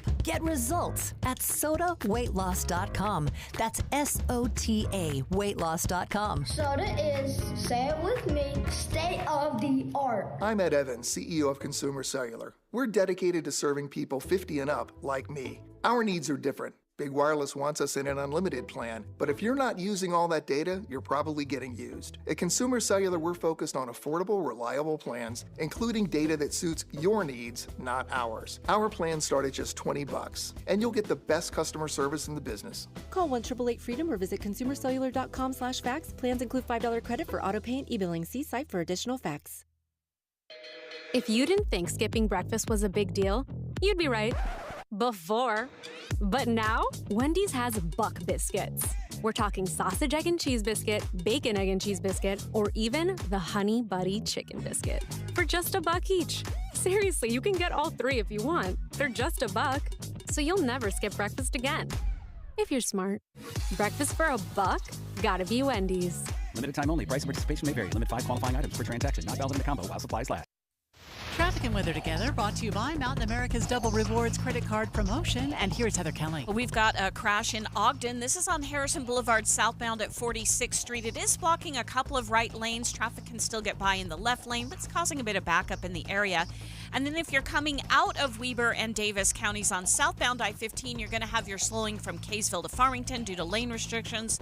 Down in the Salt Lake Valley, we have a bit of slowing. There may be a crash on I-215 heading eastbound away from Redwood Road toward the I-15 South interchange in Murray area. We're trying to find that on the cameras. Heather Kelly in the KSL Traffic Center. The wind this afternoon should push some of the smoke in the air off to the east, and we'll get up to 97 degrees today. Then we get a high of 95 both Friday and Saturday. Right now it's 84 degrees. I'm Amanda Dixon from the KSL Common Spirit Health Studios. Listen online at kslnewsradio.com. We're Utah's news, traffic, and weather station. The all-new Inside Sources. Inside Sources. Your inside access to the people and policies shaping Utah's future. Here are Greg Skordas and Holly Richardson on KSL News Radio. And welcome back to Inside Sources. Remember, you can stream us on the KSL News Radio app, sponsored by @YourServicePros. So, AI. It's in your home, your job, even your shopping cart. We're talking about, of course, AI, as we've been talking about it all week. All week. I don't know, Holly. I just haven't jumped on that bandwagon yet. It's an age breakdown thing, right?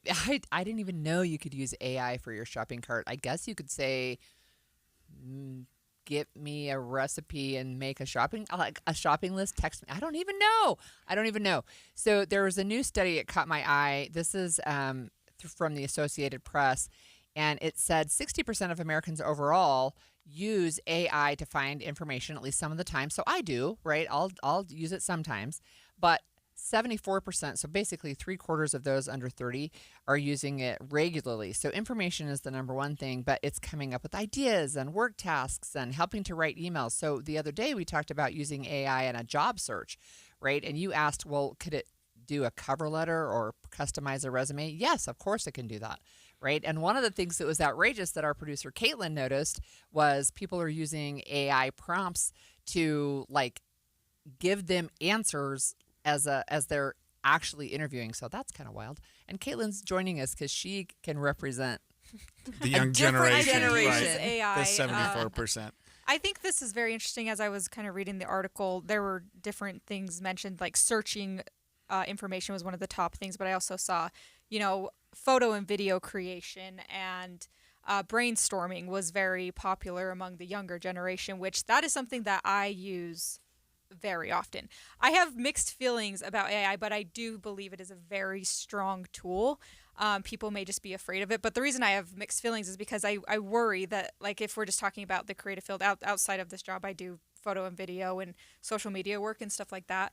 So I'm very embedded into the content creation world. But I worry that it kind of it makes you not think for yourself a little bit, but I also can see how it can help you think more. It's think smarter, not harder, if that makes any sense. It's like brainstorming like with a person, but it's just the AI bot that you're brainstorming with. I just don't like the copy paste. I always get an idea and try to riff off of that. Yeah. If that made any sense at all, please tell me if it doesn't. No, for me it makes sense. And one of the things that is, as I read this, so the shopping cart, I still don't even see how you use that for AI. I can help you. I know how to do that. Okay, tell me, how do you use AI for a shopping cart? I've used it in a few different ways. You can say, create a meal plan for me.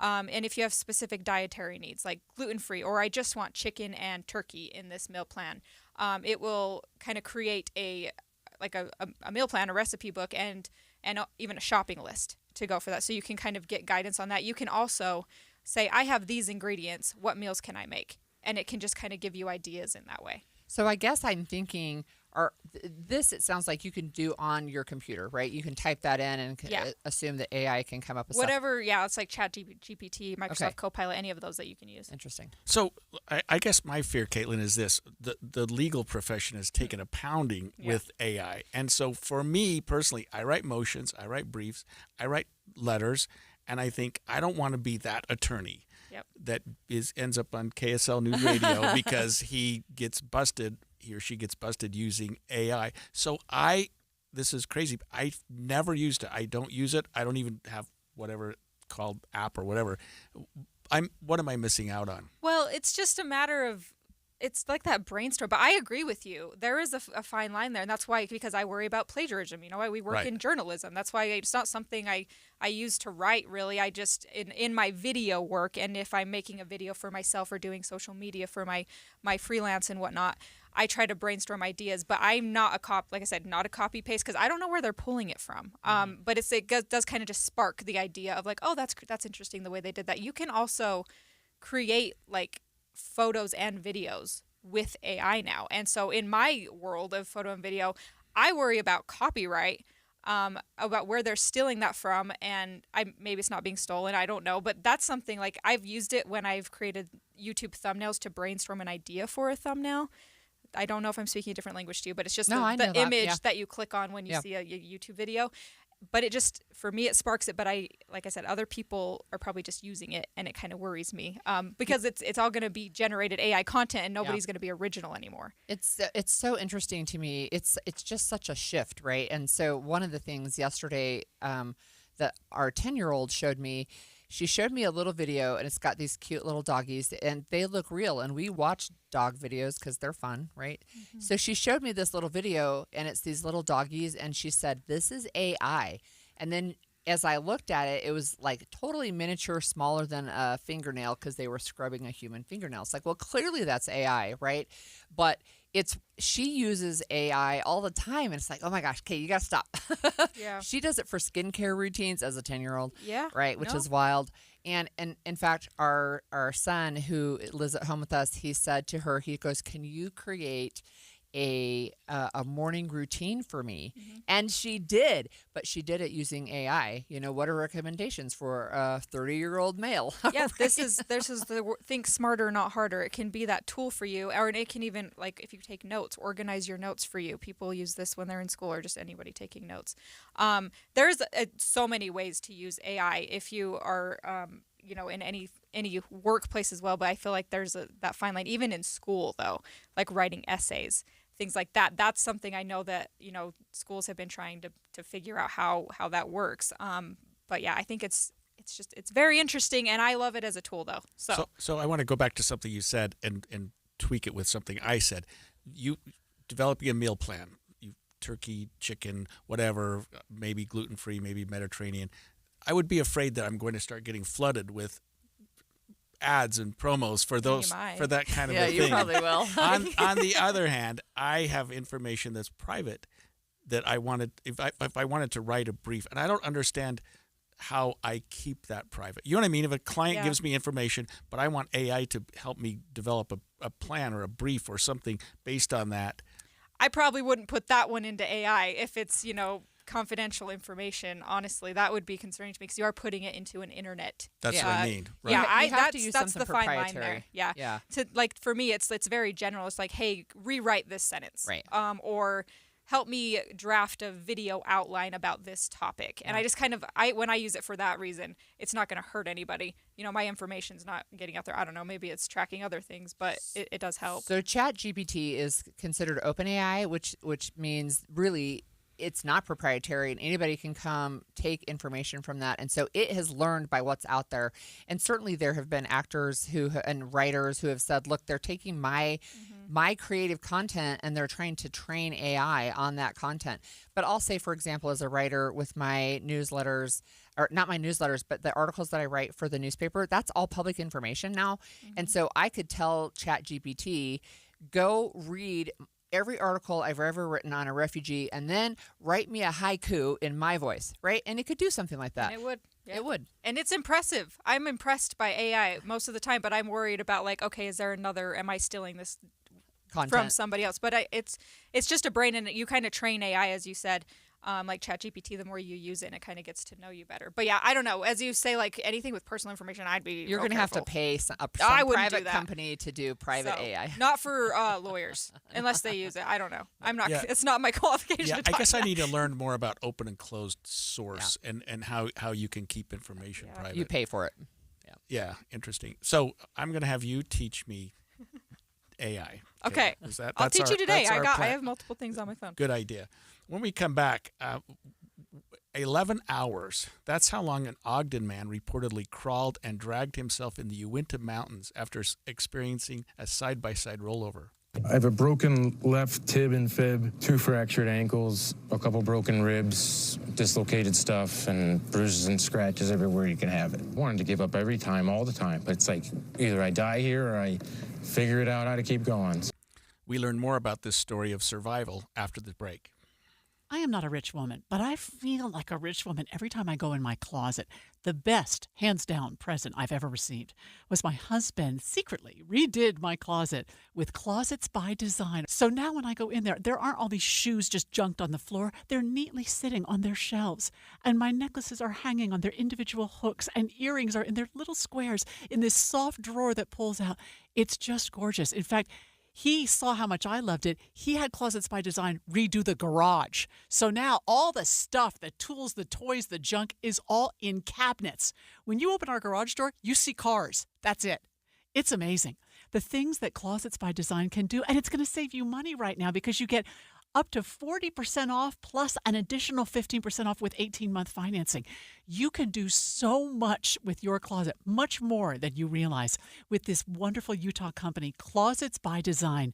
Find out more at 1-800-BY-DESIGN or closetsbydesign.com. The Social Security Administration just announced they are now projected to run out of money 1 year earlier than expected.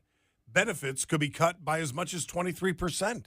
And the average person could lose more than $100,000 in lifetime income. This news could significantly change when you file for Social Security.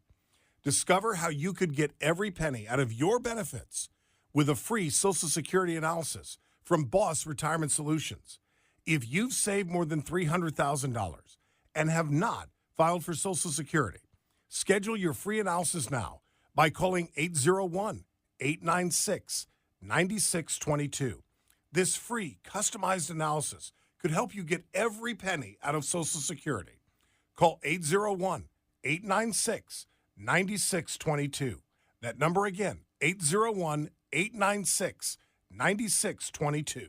Boss Retirement Solutions is not affiliated with the Social Security Administration. This Friday, join KSL News Radio in Hale Center Theater as the movie show broadcasts live at the theater beginning at 11 a.m. 9900 South Monroe Street in Sandy. 2026 season tickets go on sale this Friday, August 1st. If you're a current season ticket holder, you can renew your tickets now for the 2026 season before they go on sale to the general public August 1st. But beginning Friday, August 1st, 2026 season tickets go on sale sale to everyone. The 2026 season includes Peter Pan Goes Wrong, Hallmark, My Fair Lady, Harmony, Our Town, Joseph and the Amazing Technicolor Dreamcoat, Ken Ludwig's Moriarty, and Anastasia. And playing now on the center stage is Footloose the Musical. Go to hct.org for the full schedule and more details, or call 801-984-9000. Don't miss your chance to get season tickets now for the 2026 season before they go on sale at hct.org.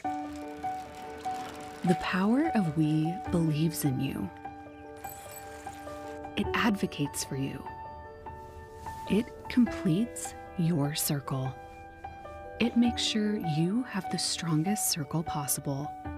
And with Intermountain Health in yours, you'll always have the care you need to live the healthiest life possible. That's the power of we. Intermountain Health. And expanded Inside Sources. Inside Sources. 11 hours. That's how long an Ogden man reportedly crawled and dragged himself in the Uinta Mountains after experiencing a side-by-side rollover. Jake Schmidt from Ogden was riding his 4x4 in the hills in Uinta Mountains near the Whitney Reservoir on July 20th. He spotted a deer that he wanted to pursue, so he started after it. Got into a trail that got a little bit dicey for his 4x4, and it started tipping and ended up falling and hurting him, causing him, the injuries on this were horrific, and it took him 11 hours to literally crawl 4 miles till he get back to his car. So this story, Jacob, I hope you're doing better. And he's got a GoFundMe, so big medical bills. So you guys can find that on KSL.com. But one of the things that struck me is that you and I had been having conversations about the Uinta Mountains and the podcast about, what was the Uinta Triangle? Yeah, the Uinta Triangle, and the man who went missing up there, and they found his body 5 years later. And so it struck me when we heard a little bit about this story that he said, and you played it right before we went to break, that his choice was keep going or die. Oh, I know, and because I mean he's busted up badly, yeah, but he's a long way from help. And one of the things that he said helped him was his dog. I know, he had the dog with him who kept pushing him along, like let's keep going, let's keep moving. Well, let's listen to more from KSL TV's Andrew Adams, who spoke with Jake Schmidt. Had a great day, was out there 6 hours. This hunting trip to the Uintas was like so many others he'd photographed over the years. Most of the day with my dog and found tons of deer, and then I found a deer I really liked. But following that prized deer up the hill in a side-by-side, it was a little higher up, a little more treacherous. Proved to be a fateful decision for Jake Schmidt. Split second, man.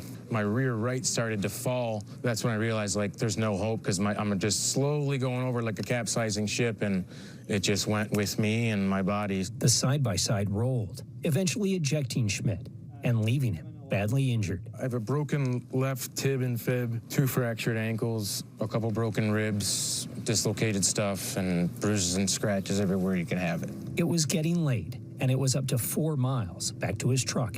I laid my leg on part of the roll cage that had broken off, put a stick on it, duct taped it, took my belt off, and then really tightened it all with my belt. The hunter simply started moving, alternating between dragging and crawling through the brush. Everybody wants to act tough, but I wanted to give up every time, all the time. But it's like either I die here or I figure it out how to keep going. So that was it. Fortunately, Buddy, heel. He had his Buddy with him. Heel up over here. Buddy the dog. Goes with me everywhere. Gave him the extra motivation he needed to survive. I couldn't have done it without him. It's like having your best friend there just to kind of nudge you, like, keep going, 11 hours later, Schmidt made it to his truck. And that light on his collar you see was the only light I had the entire night. When he was in need. Easy, dude. Schmidt's dog was a buddy indeed. Yeah, he's a hell of a dog. Well, Schmidt's story shows why he says it's important to stay in shape and also why it's good to be prepared for potential self-rescue. He faces some daunting medical bills. There is a GoFundMe.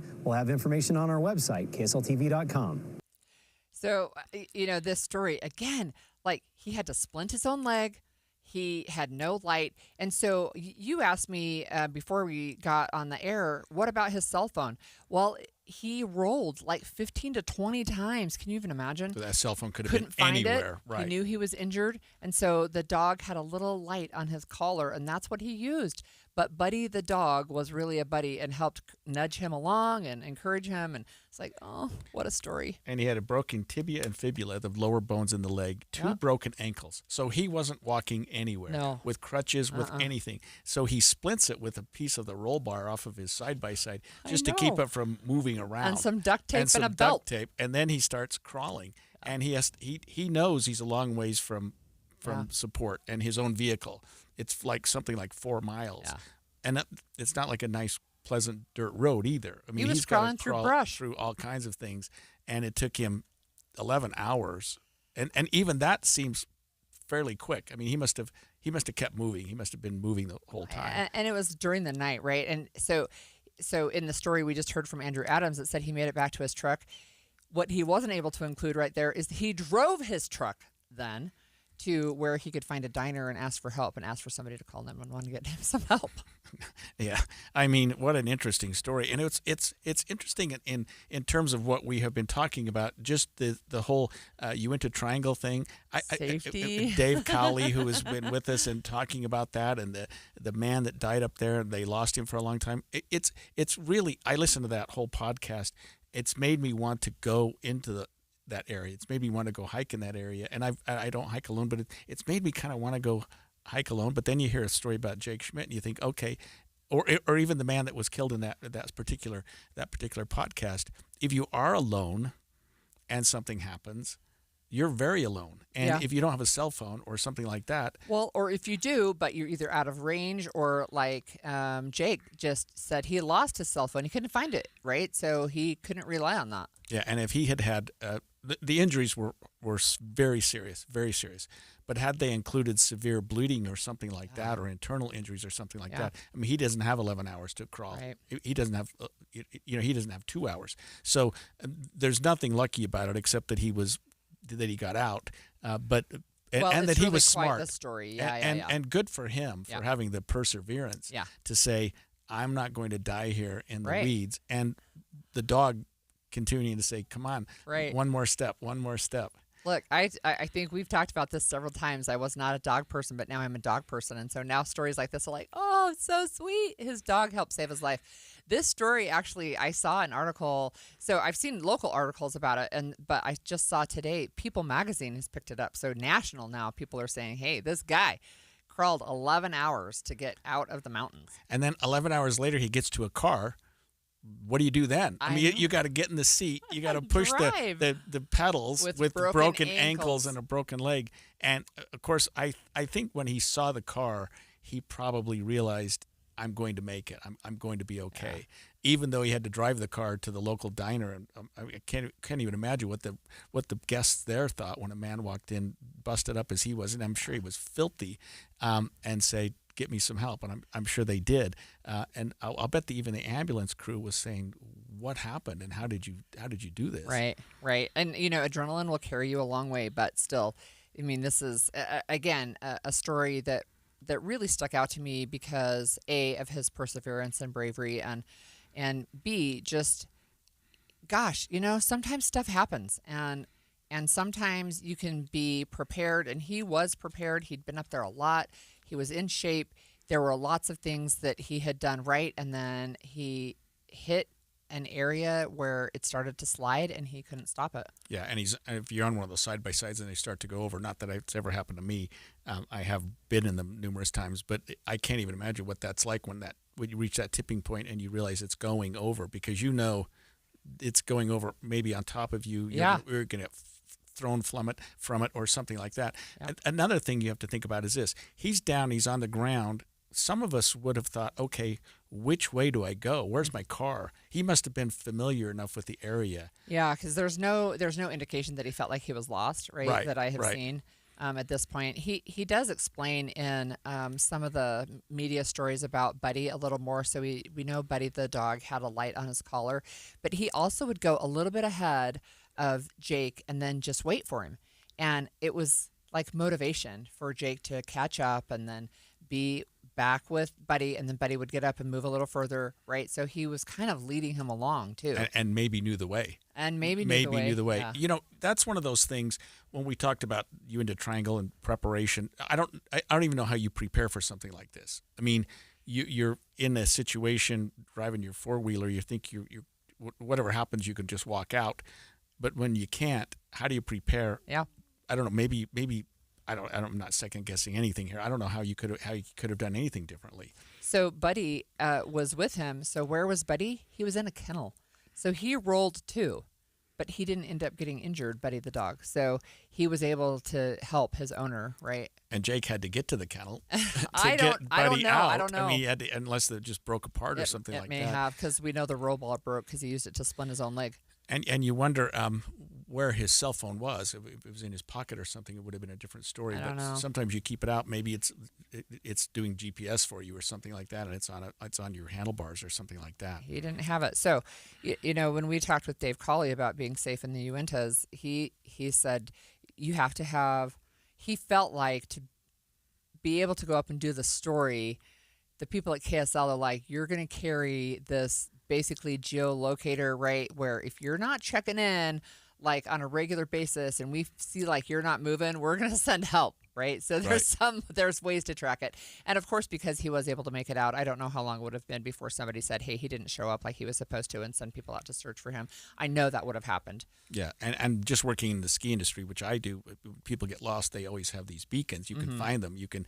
They're going all the time, whether it's a Reco or a beacon or something like that.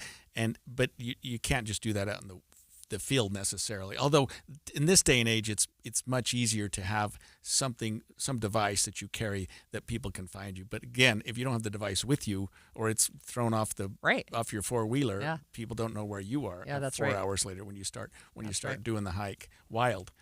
Well, so we've talked about the fires that are going on around the state, and especially the Monroe Canyon fire, which continues to grow. I think it's up to 36,000 acres and growing.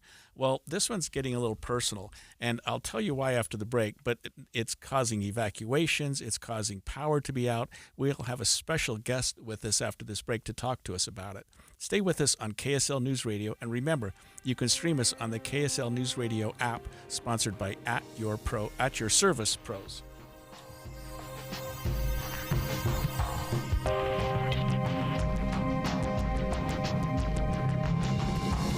KSL FM Midvale. KSL Salt Lake City. From the KSL Common Spirit Health Studios, this is KSL News Radio. Utah's news, traffic, and weather station. 11 o'clock at KSL News Radio. I'm Claire Scott. KSL's top story this hour. The Utah inmate charged with the murder of a Santaquin officer last year is now accused of attacking jail deputies. Michael Jane is awaiting trial in the Utah County Jail for the death of Sergeant Bill Hoosier. Police documents say Jane was pulled in for questioning over contraband found in his jail cell. During this interview, he allegedly attacked deputies, throwing punches and clawing at one man's eyes. 2 of the deputies had to be treated at a nearby hospital. Our top national story this hour from ABC News. Health officials are trying to stop an outbreak in New York City that's turned deadly. Legionnaire's disease is a type of pneumonia caused by bacteria that grow in warm water, the kind that thrive in plumbing systems, cooling towers, humidifiers, and the condensers of large air conditioners. Because of that, the New York City Health Department is checking the cooling systems of apartments in central Harlem, where more than 20 cases of Legionnaires and at least 1 death have been reported. Buildings that tested positive for the bacteria are being notified. Legionnaires does not spread from person to person, but several people in the same building can and have become infected. Sherry Preston, ABC News, New York.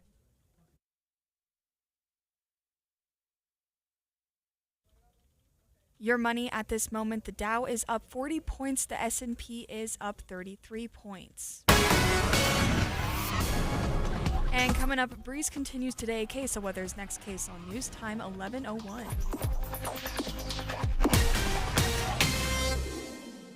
The sources where we get our news matters. When you listen to Utah's Morning News, we want you to feel the stories are important to you and trustworthy. This is Amanda Dixon. And I'm Andy Farnsworth. Join us weekday mornings on KSL News Radio. Utah deserves better. If your lights flicker, breakers trip, or something just doesn't feel safe, the last thing you need is someone trying to tell you your electrical panel needs to be replaced, your house needs to be rewired, and you should probably rewire your neighbor's house too. But sadly, that's exactly what's happening since a lot of home service companies have been bought out by private equity groups that are focused on profits and not people. At Your Service Pros is different. We're Utah-based, family-owned, and built on trust, not quotas. That's why we offer a full electrical inspection for just $49. We'll check everything, your panel, wiring, outlets, grounding, and give you an honest report. If it's safe, we'll say so. If it's not, we'll explain exactly what needs to be done and help you fix it the right way, without pressure. We've served Utah families for over 20 years, and we're proud of the 4.9-star rating from people who trust us to do things right. So call out Your Service Pros today at 801-YOUR-PRO to schedule your $49 electrical inspection. That's 801-YOUR-PRO, because Utah deserves better. Hey, it's Mike Rohn. If I have a choice, I like to do business with companies that actually stand for something. That's why I switched from Verizon to Pure Talk. No offense to Verizon, I'm sure they stand for something. I just don't know what it is. Pure Talk, on the other hand, is a veteran-owned company that supports our military in a big way, and I appreciate that. Yeah, I also appreciate unlimited talk and text and plenty of data for half the cost of the big guys, and I do like being on America's most dependable 5G network for just $20 a month, but what I really appreciate is no contract, no cancellation fees, and Pure Talk's commitment to handle all their customer service in this country. I saw it for myself. I went to Georgia, I got a tour of their headquarters, I met their CEO, and I talked to the same customer service folks that you'll talk to when you dial pound 250 and say keyword Mike Rowe. Switch today and save 50% off your first month when you dial pound 250 and say keyword Mike Rowe. Pure Talk, a wireless company that actually stands for something. Alpine Home Medical, we bring wellness home. Hey folks, it's Jay Broadbent here with Alpine Home Medical, celebrating 28 years of keeping Utah and Idaho comfortable and at home. Back in '97, I started with a truck, a dream, and a lot more hair. Today, we've got 11 stores from Idaho Falls to St. George. From the moment you step into our clean, welcoming showrooms, you'll feel the Alpine difference. Our team will be there to listen and guide you to the best solutions for your needs. We believe that the right equipment can transform lives. We're honored to be a part of your healthcare journey and to help you live the life you deserve. Visit us online at alpinehomemedical.com. That's alpinehomemedical.com. Alpine Home Medical, we bring wellness home.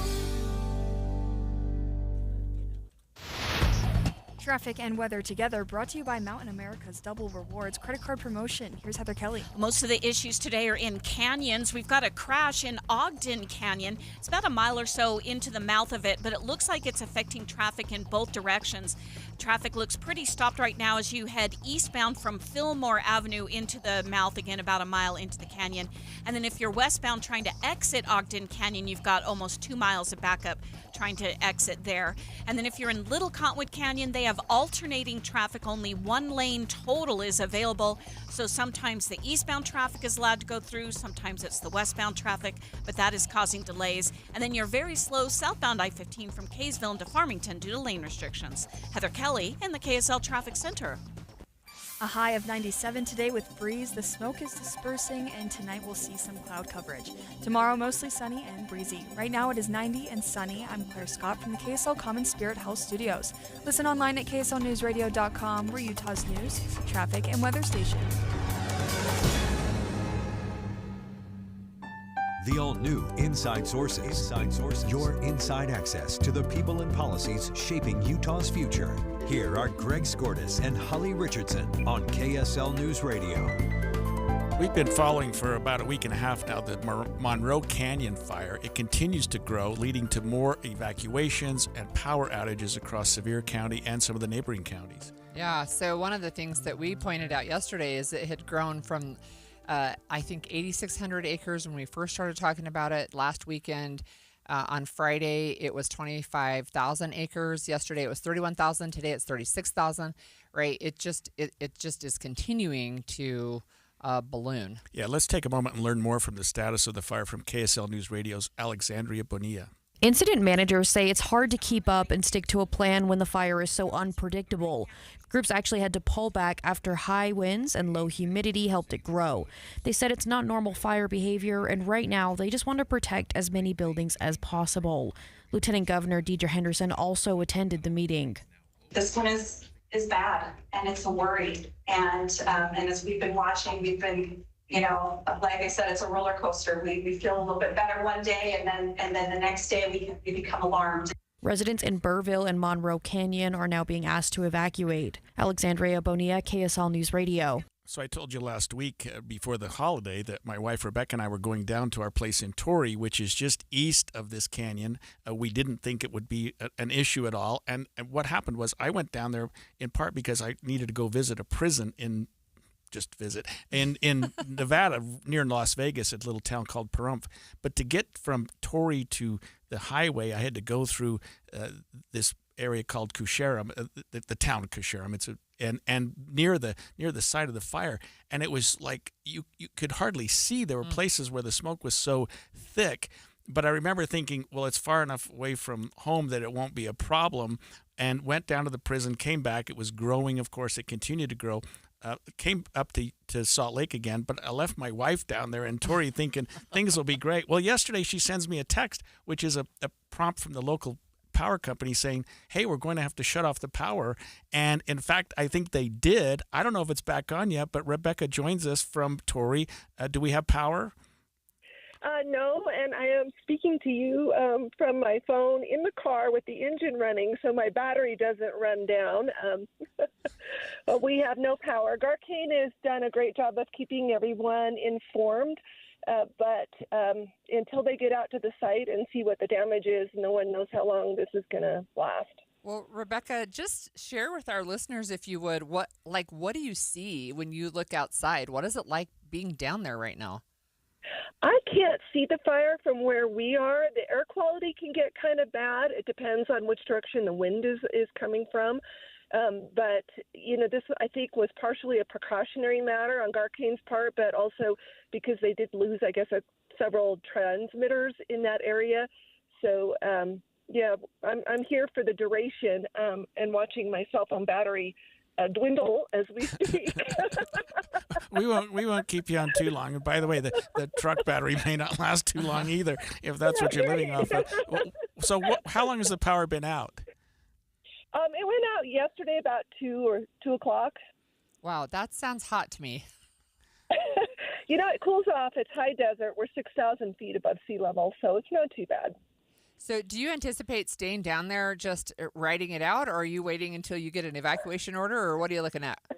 I'm waiting until my cell phone runs out of battery.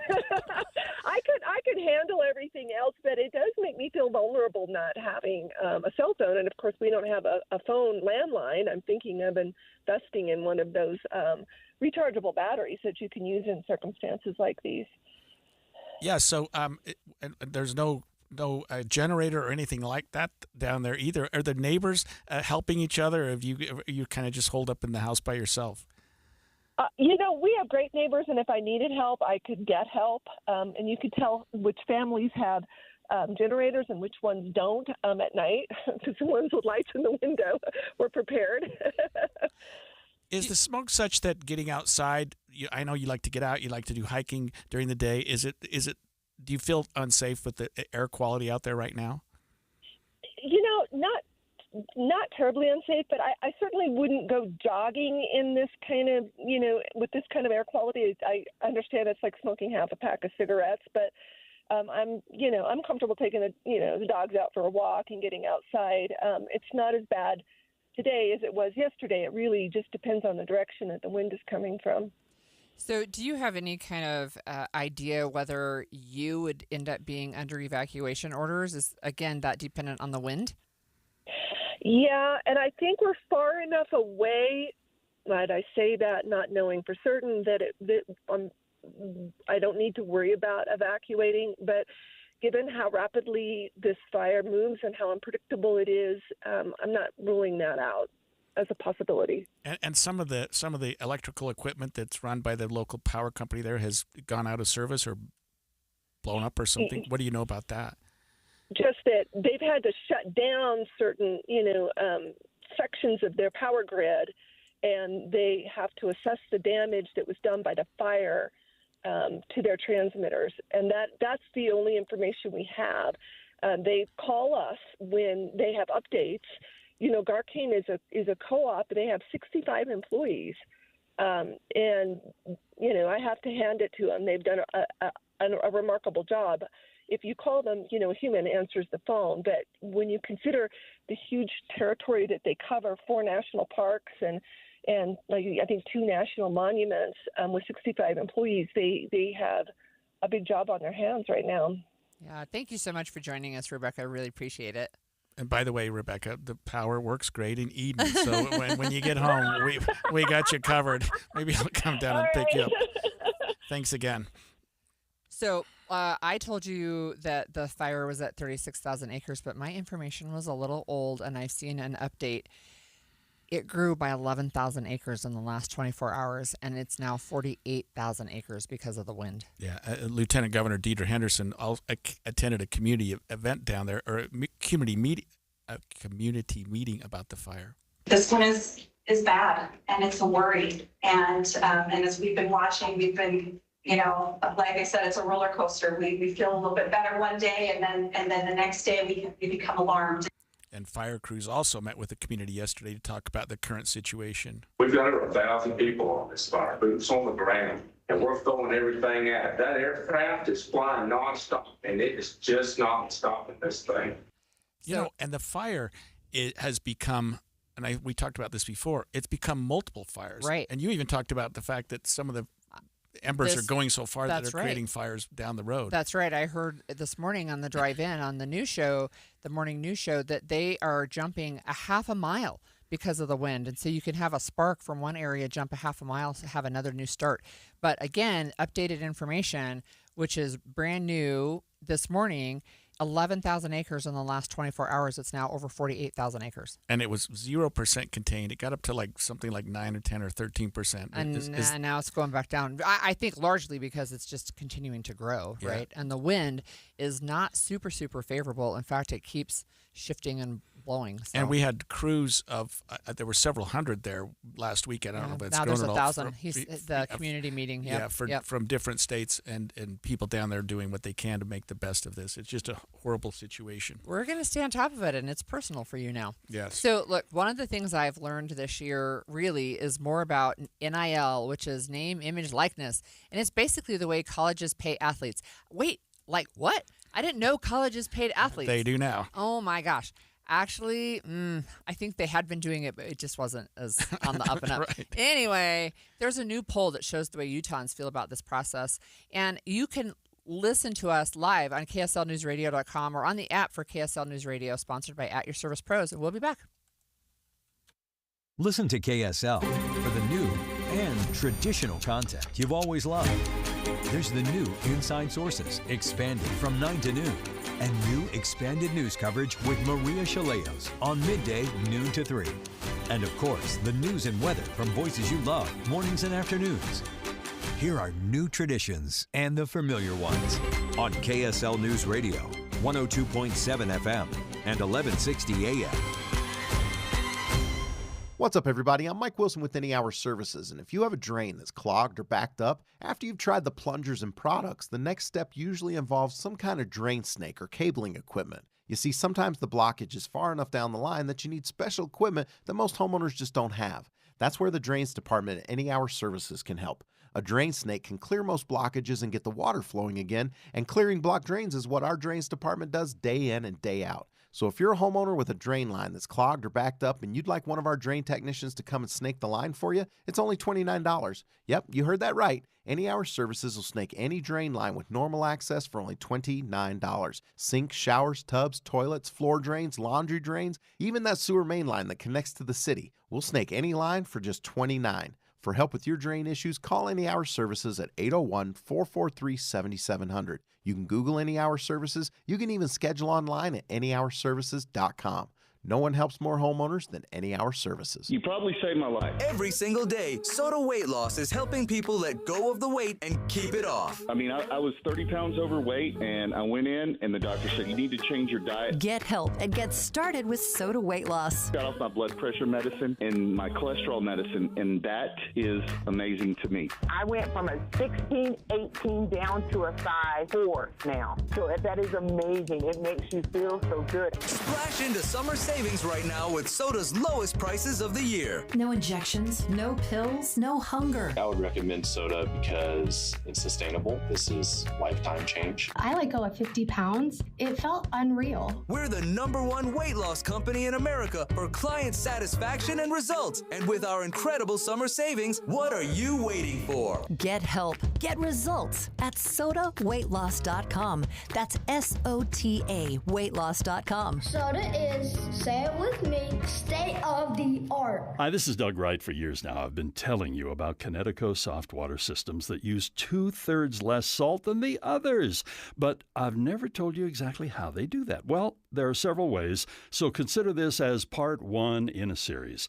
Most of the softeners out there use a finicky, hard-to-adjust computer to guesstimate when to cycle, and it errs on the side of cycling too often, which means it'll burn through way too much salt way too soon. Kinetico is different. It has an all-mechanical system that measures the water precisely. No computer, no guesstimating, so it cycles only when needed. The result? Kinetico delivers perfectly soft water 24/7 using minimal salt. So why not save your lower back from carrying the 3 bags of salt when all you need is 1?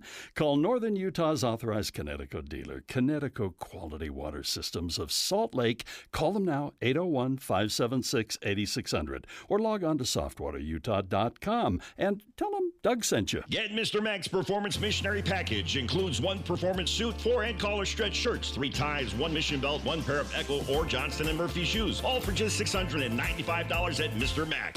Hi, Grandma. What's for dinner? Hey, honey, I'm making stew tonight. Ooh, can Nina come over? I'm not sure about our new friend. I wonder if there's been any drinking going on. Alcohol at her age can lead to so many bad things. I've been meaning to ask you, what would happen if someone offered you a drink? Grandma? This is hard. She's so young, but I know I need to talk to her about it now before someone tries to give her alcohol. If anyone ever does offer you a drink, I want you to say no. I have too much respect for my family, and I don't want to get in trouble. Okay. Really? I promise, Grandma. I love you too. Okay, how about tasting this stew and telling me what you think? Some children may try alcohol as young as 9 years old. It's not too early to talk about drinking. For tips on how to begin the conversation, visit underagedrinking.samhsa.gov. That's underagedrinking.samhsa.gov. This message brought to you by SAMHSA and this station. Inside Sources. Inside Sources. For the first time ever, universities can now directly pay their athletes. The recent court settlement, House versus NCAA, provided a revenue-sharing plan that allows schools to distribute up to 22% of the average athletic department's income to players in all sport. That comes to $20.5 million for the 25-26 season. That means name, image, likeness, like you mentioned before. That's how colleges are going to pay their athletes. Well, I didn't know they paid their athletes because it's like a scholarship, right? Because at the college level, you're not supposed to be professional. And I guess the argument has been, well, this is how we stay competitive. So there's a lot of conversation we can have about this NIL and these payments. And one of the things I was curious about is what kind of money are we talking about? And you can imagine that the average payment is not that high. It's maybe around $1,800. But there are certain sports and certain players in certain sports that are getting 7-figure deals. That's millions. Yeah, and as you might expect, the bulk of the money will be going to football and men's basketball. Yeah. Because those are the revenue producers. Male football. I don't even know that there is a female football. Right. Football and men's basketball. Those are the ones that raise the money. Those, if you watch TV, you watch the finals, NC2A. I mean, women's at the University of Utah, women's gymnastics and women's basketball do fairly well too. And I think BYU has an incredible volleyball and track program. Caitlin Clark, who and I know her name, and I don't follow sports super closely, but I know she plays basketball. Her NIL worth is estimated at about $3.1 million. And the top athlete is Manning, I think, Arch Manning, and he's like valued at $6.1 million. It's an interesting conversation, right, about paying these college athletes. But one of the things that the Deseret News did in some recent polling is they wanted to ask Utahns, are you comfortable with this? Do you agree with the court decision allowing colleges to pay athletes? Surprising numbers, because most people agree. The question asked was this: do you agree or disagree with a recent court ruling that allows colleges and universities to directly pay their athletes? The strongly agree and somewhat agree totaled 51%. Oh. Somewhat disagree or strongly disagree 33%, and then 15% weren't sure. Didn't know. So I mean that surprises me that big of a number. But I think it's like you sort of hinted at the beginning of this. We've maybe been doing it anyway, and why not just bring it out to the forefront and make it legal? And because colleges and universities have been doing, and you have these alumni group and sponsors and people that want to donate, right. And so you have a kid who's playing a big position on some team, and he'll get a car, but he doesn't get to keep it. It's not his car, but right, you get to drive your Camaro for a couple years while you're in college. Right, that's right. And then turn it back in when you're done. So there were always perks that these groups were doing, the fans and the fundraisers, and a lot of corporations that wanted their name on the scoreboard and things like that. So it's not like we weren't doing it already. Yeah. But then we got to this idea of name, image, and likeness, which is to say the persona, the person right. themselves. What is it about this particular person that we want to highlight? This person is a star in their own capacity. It allows this new ruling, really, it allows schools to pay directly, but it also lets the athletes do these direct endorsements, which you see with professional athletes, right? So they can endorse a product and be paid that way.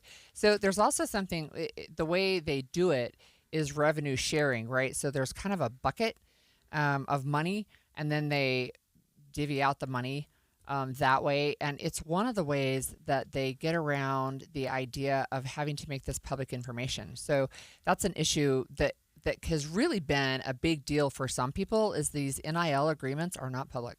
Right. And so what it allows is that a university can contribute up to 22% of the athletic department's income to players in all sports.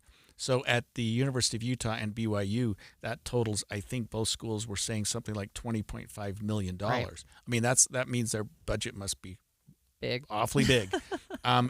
So like you say, you don't necessarily have to disclose how the payments were divvied up, but we know that it's going to go mostly to football and men's basketball athletes. Right. So one of the things with athletes is they can talk about it. They can say, hey, I got this XYZ deal, right? This is how much I'm getting paid. They could do that. They can do that as a point of recruiting too. So if you've got an athlete that has been offered, I'm going to pull a number out of the air, $1 million to come play quarterback at this school, they can go to another school and say, hey, but this school is offering me $1 million. What are you offering? Right? You can do that, but the actual collective that's dispersing the funds, they don't make that information public. And that's been the rub. That's been where people are concerned, because we usually think of the college program as being not necessarily a level playing field, because it's anything but that. But there are certain schools, the Southeast Conference, which is big in football, and they're making a ton of money. But in terms of recruitment, you would think prior to this that they're on the same level as the Big 12 or the former Pac-12. That, hey, you can play for USC, Utah, or Alabama, and you're going to get the same perks. Well, that's not the case anymore. And we don't want, although maybe it's water under the bridge now, athletes to be choosing their universities based on how much money they're going to be making. Well, except that's going to happen. You know it is, right?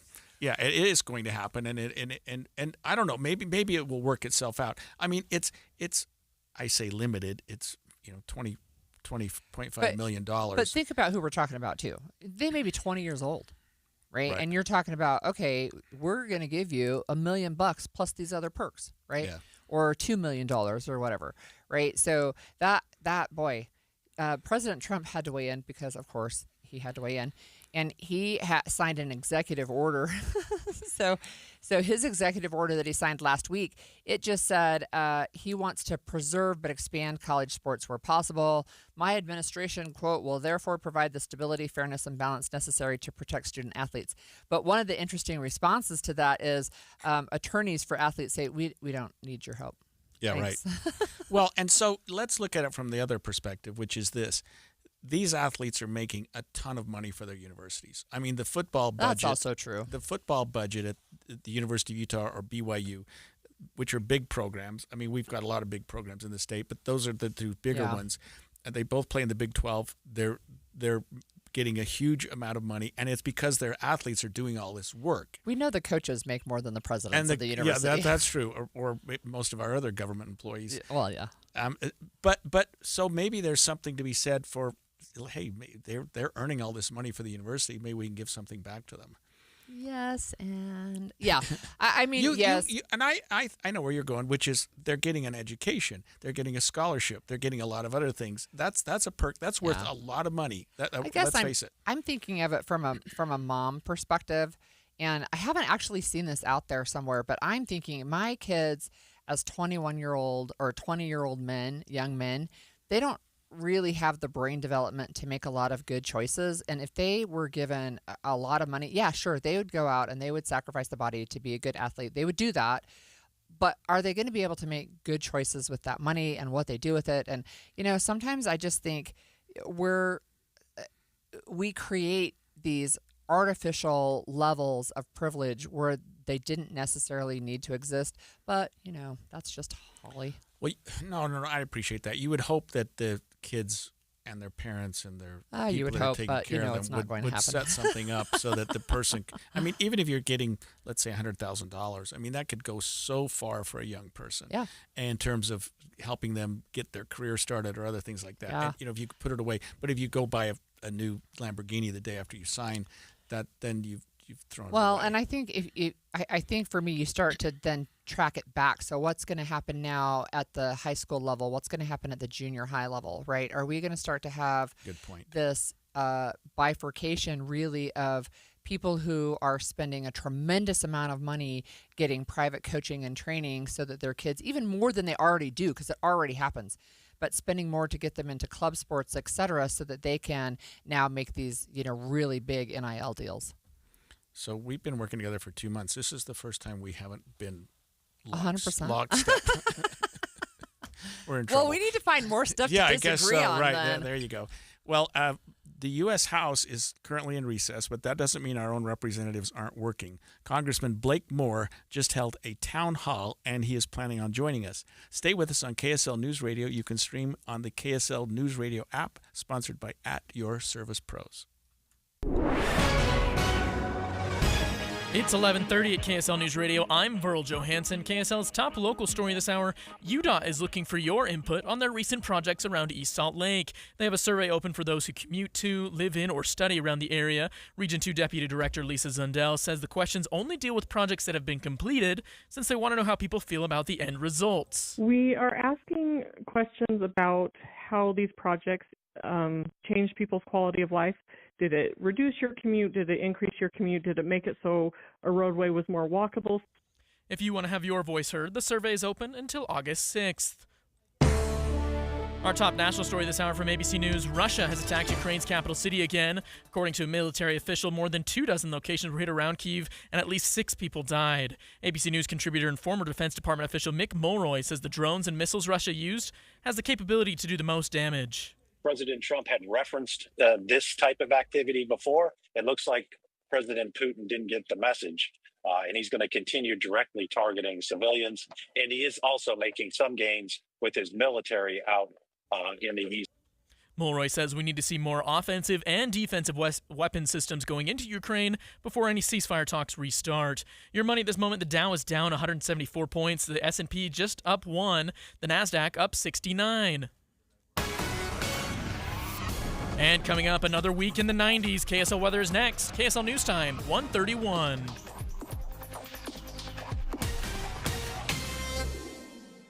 Mornings are for recharging. And they're for starting your day right. We volunteer to join you in the car. Get news and weather at 102.7 FM during the most important part of your day. Andy and Amanda, each morning between 5 and 9 on KSL News Radio. Hey, I'm Jake Harward. I'm a farmer, and Harward Farms green roadside stands are now open. Hey, who doesn't love fresh sweet corn in the summertime? With our extra warm weather this year, our locally grown non-GMO corn is growing faster and sweeter, along with our now in season watermelon, cantaloupe, peaches, raspberries, and more. Check harwardfarms.com for a list of our locations all over Utah and Salt Lake counties, as well as Mount Pleasant, Ephraim, Nephi, Delta, Tooele, and now open in Price. Fresh from our family's farm to your family's dinner table. Harward Farms. It's no baloney. Proper window installation makes a huge difference. Hi, this is Jason. And Kathy of Window World. Hey, anybody can bust out your old windows and slap in the new ones and leave you with a mess. Our in-house installers are thoroughly trained to expertly install, seal, and trim your new windows. And they clean up afterwards. Our windows have a transferable lifetime warranty. And we warranty the installation, too. Call Window World at 281-8111. Window World. And as Doug always said, that's no baloney.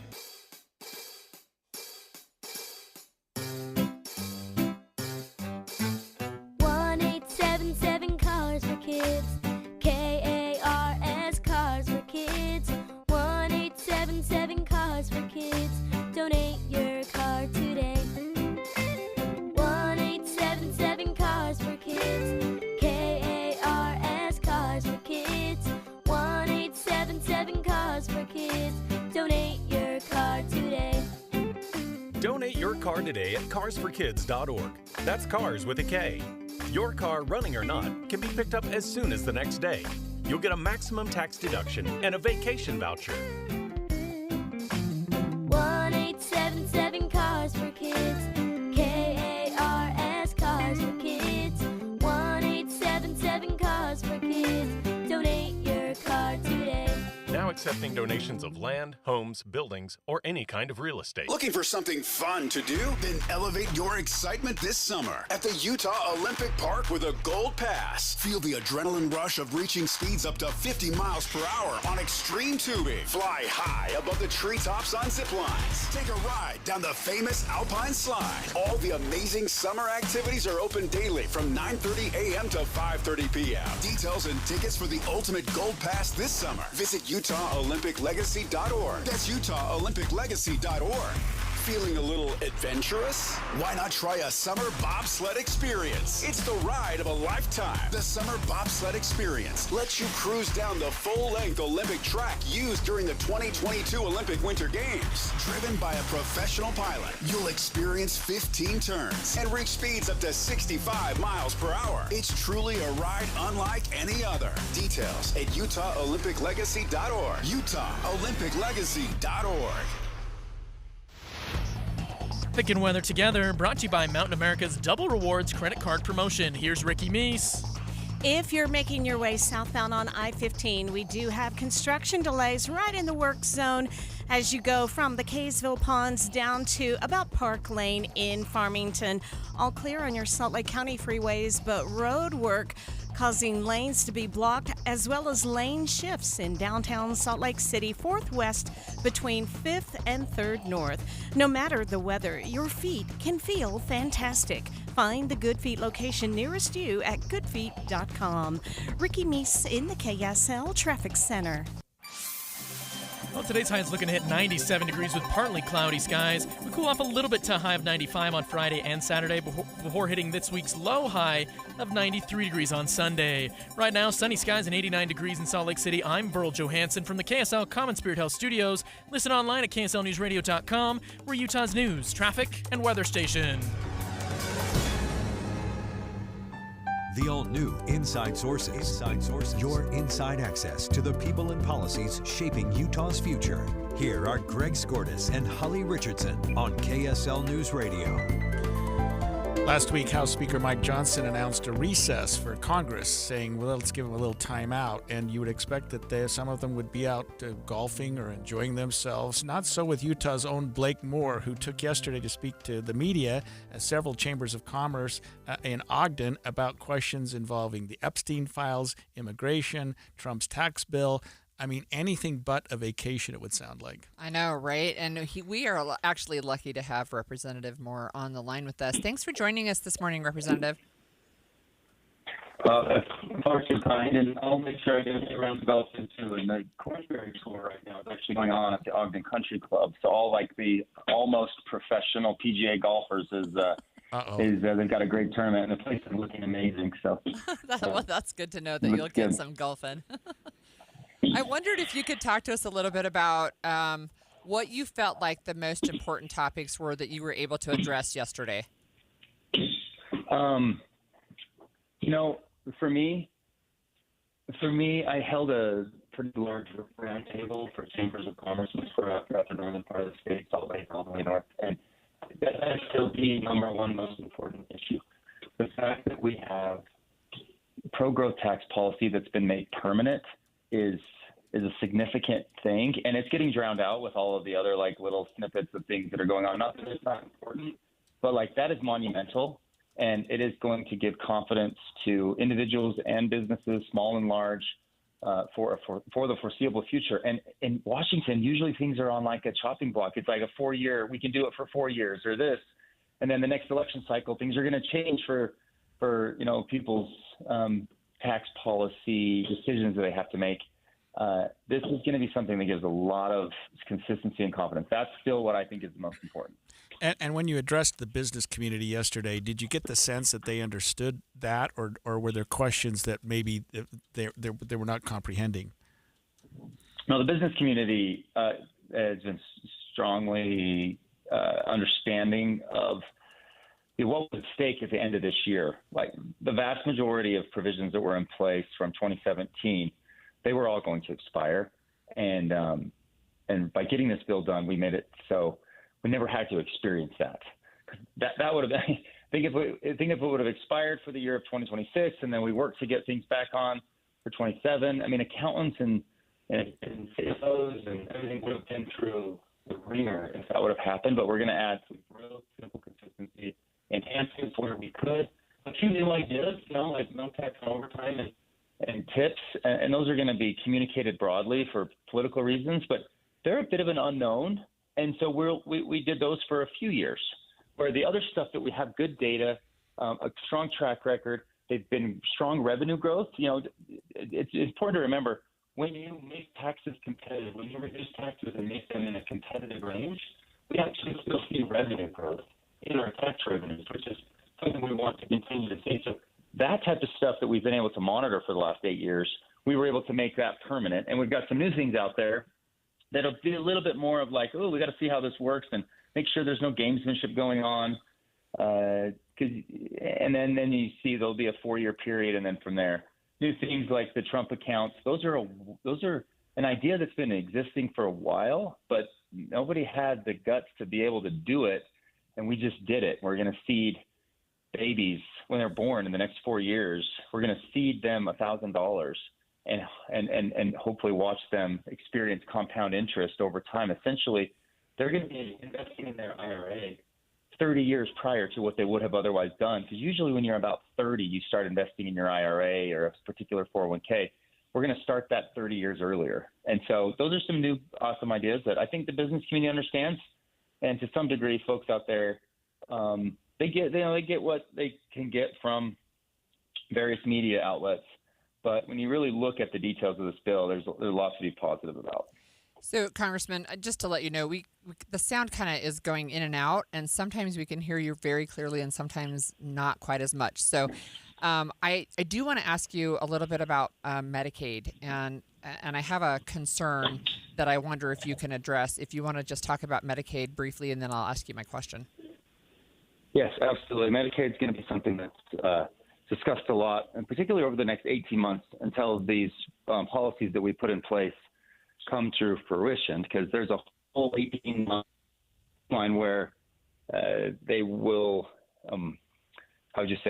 they're going to be assessed and then implemented. It's very simple. There's a work requirement now for individuals that are able-bodied, in the working age, have no dependents or other ailments or certain things or exemptions that would make it so they couldn't work. And they're only required to work 18 or so hours a week, whether it's volunteer, they can use volunteer times or job training. All that type of stuff qualifies. We made it very encompassing. We just wanted to create that. People don't disagree with the policy. The implementation of it is obviously a new thing, but it's something we've done before, like from the Clinton administration. These are things that we wanted to get back into that. That's the major thing with the Medicaid piece. So my follow-up question is really on caregivers who maybe don't work outside of the home because they're so engrossed in caregiving. And so, for example, if you have an adult like over 18, but maybe they have really significant medical issues. One of the concerns that I have seen is that these caregivers are saying, look, I cannot take on a part-time job on top of this full-time caregiving that I'm doing. Are there going to be carve-outs for people in that type of situation? Yeah, I'm confident that there will be carve-outs, and whether they're like how those specifically are implemented right now. I don't have the list in front of me on all the specific things. I just know that it was very broad on what we allowed for exemptions. And it got to the point where that's a sincere issue. And that is not somebody taking advantage of the system in any way, shape, or form. And we're going to make sure that that type of stuff doesn't get overlooked. That's the intent, and I'm confident that will be cleared. Representative Moore, we're about 6 months and a week into the new administration. How would you assess where we've come with respect to immigration? And I'm talking about how people are reacting to whether it's a correct perception or not, almost overreaching by some of our federal agents. So we've taken in cases where people have reached out to us, and they've been tough cases, right? I'm just going to speak very real here. Like, these are folks that are known in the community that are here and they're working. They came in improper circumstances, and they need to rectify that. But they're also well loved in their community, and we've had a few of those cases. Those are hard to grapple with. When an individual is here and they've committed any type of additional criminal activity, those are the easy, cut and dry ones, right? Where someone should be deported. But it's tough. What I saw from President Trump's communication a few months back, where he seemed like he recognized the issue of what farmers and ranchers and agriculture, as construction companies and these types of things, like they're having a lot of sort of angst right now about where workforce challenges. They did not create this problem. The industries that have largely relied on an immigrant workforce, and most of it's legal, but there is illegal immigration that is still supporting a workforce. Like, they didn't create this problem, and they're going to have a lot of issues going forward. But President Trump seemed to understand that. I just want to see the administration, really put forth some ideas and potential fixes to address those things that President Trump has already communicated he has some sensitivity towards. And that's the next step. So over the first 6 months, obviously very, very supportive of getting the border under control. The cartels aren't empowered like they used to be over the last few years. Those are all things that have been exceptional. And we need to move to that step of there are individuals that absolutely should be deported. There are individuals there. They've been here for several years. They're working. We, per President Trump, he's got to be willing to sort of back up that communication of recognizing that there's issues in the agriculture space and other similar industries, and find some type of opportunities there. I don't know specifically what that looks like. There's lots of proposals in Congress, things where there would be fines, back paid, getting back to the line. Pay. Some people would have to leave and go back, but they would be allowed to get take in the good, solid work that they did and what they did contribute as a merit-based plan into some type of legal opportunity to work here. Those things are all discussed, and I would love to see some leadership from President Trump on what he communicated, not more than just a couple months ago. Thank you so much for joining us, Congressman. I hope you will join us again. Well, he's always so great. Available and so responsive. So we're hearing more from passengers aboard that Delta flight from Salt Lake to Amsterdam that injured 25 people because of turbulence. Flight attendants were hitting the ceilings. People that were coming back from bathrooms were hitting the ceilings. Children that were on people's laps were hitting the ceiling. It was unlike anything I've ever seen. Wow. We're going to learn more about a Utah woman's experience after the break.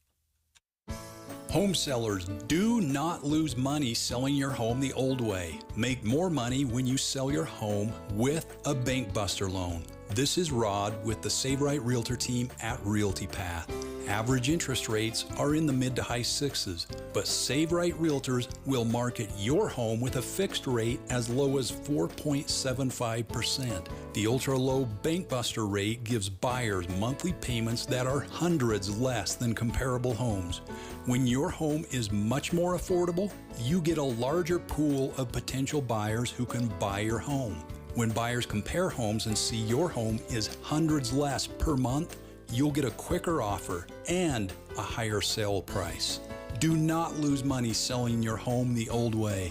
Sell faster and make more money. Sell with Save Right. Sell with the Bank Buster loan. Call 801-APPROVE or visit SaveRight.com. Respiratory virus season is quickly approaching, meaning we'll see more flu, COVID, and RSV in our community. The good news is vaccines are available that will help prevent these infections and keep people healthy. For flu and COVID, everyone aged 6 months and older are recommended to be vaccinated to help protect ourselves and our families against serious illness. Fall remains the best time to be vaccinated. Respiratory viruses circulate year-round, but peak late fall through winter. Your doctor can recommend which vaccines are best for you and your family. Brought to you by Intermountain Health and KSL News Radio.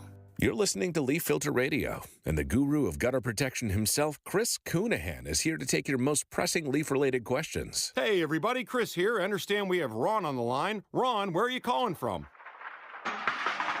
Uh-oh. Ron, are you calling from a ladder? Well, I was.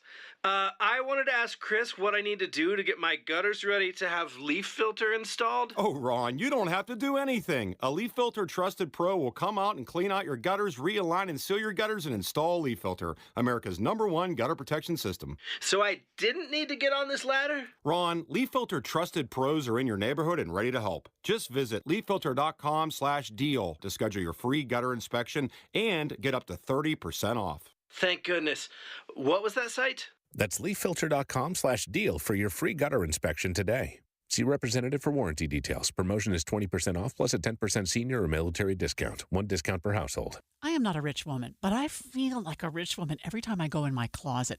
The best, hands down, present I've ever received was my husband secretly redid my closet with Closets by Design. So now when I go in there aren't all these shoes just junked on the floor. They're neatly sitting on their shelves. And my necklaces are hanging on their individual hooks, and earrings are in their little squares in this soft drawer that pulls out. It's just gorgeous. In fact, he saw how much I loved it. He had Closets by Design redo the garage. So now all the stuff, the tools, the toys, the junk is all in cabinets. When you open our garage door, you see cars. That's it. It's amazing. The things that Closets by Design can do, and it's going to save you money right now because you get up to 40% off plus an additional 15% off with 18-month financing.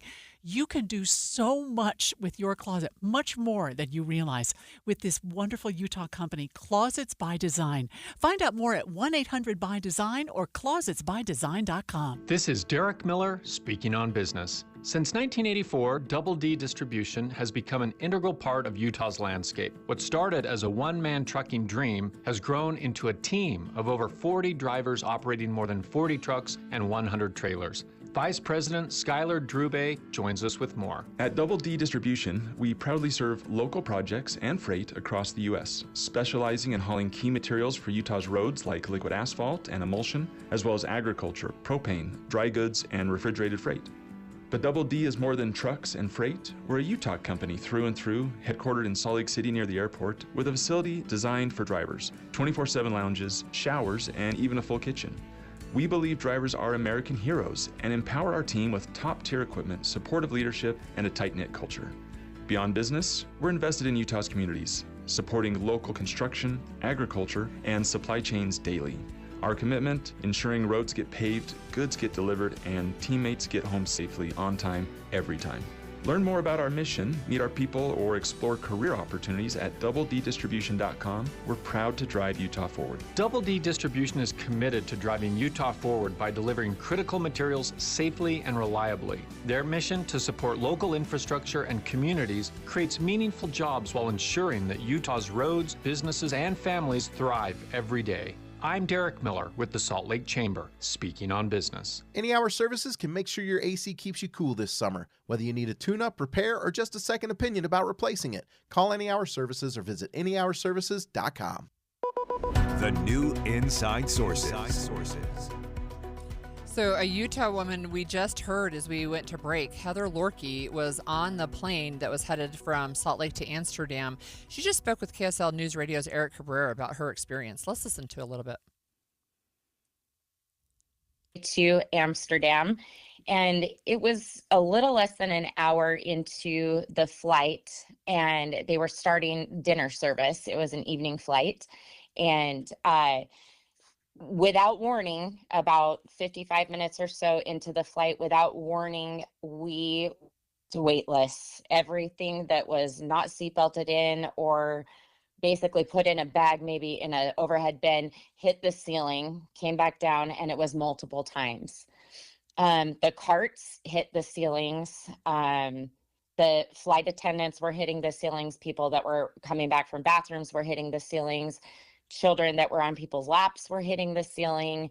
It was unlike anything I've ever seen before, and I have flown since I was an infant. Can you even imagine No. that? I mean, watching that Terrifying. going on and wondering what's going on. Or is it about to get worse? Are we crashing? I mean, there must have been right? a sense that these people were like, you know. Oh my gosh. And to have it happen more than once. So she actually had just returned to her seat before this happened. I was actually seatbelted in. I had just gotten back from using the restroom and had sat at my seat. And the flight attendant who, she was incredible. I don't know her name. I wish I knew her name. She was handing out washcloths to us. And the guy that was right behind me, I was in 7A and he was right behind me. She started heading for the ceiling and we were able to kind of hold on to her to keep her.